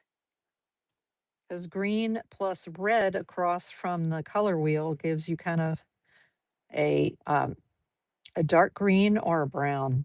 Yeah, lovely. So we have a nice brown here. That was mix your green first. So we used a little bit of the raw sienna and we added to that the phthalo green here. And then we came in with the quinacridone coral. Okay. So look at that. We have a brown. I actually want the brown to be a little redder, a little bit redder. So I'm adding a little bit more of the quinacridone coral in there. Nice. Okay. So now it's slightly redder. Awesome. Hee hee. We have tree brown. So I'm going to look at my picture and we've got brown limbs that sort of like come into the water here. There's a whole bunch of them that come from here and back across the back there. And some that come from here and more up in there. Let's see. Yeah, they come down. Sometimes they come down and they just branch way, way out. And there's that. And they come way out like that. These are so cool, right? Don't you love the mangroves? I just love the mangroves. I love going over and seeing the mangroves. This scene that I'm painting is from my neighborhood. So yeah, I love going over and seeing the mangroves. And there is just tons of mangrove here. It comes up in the trees like this, as well as comes down.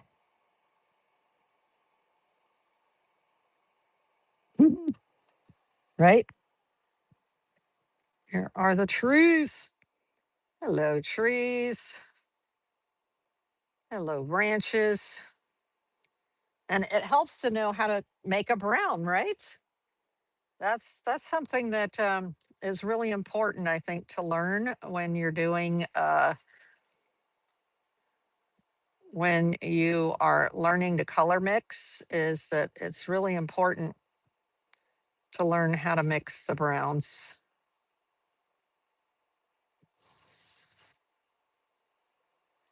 This literally comes right down and goes back behind here.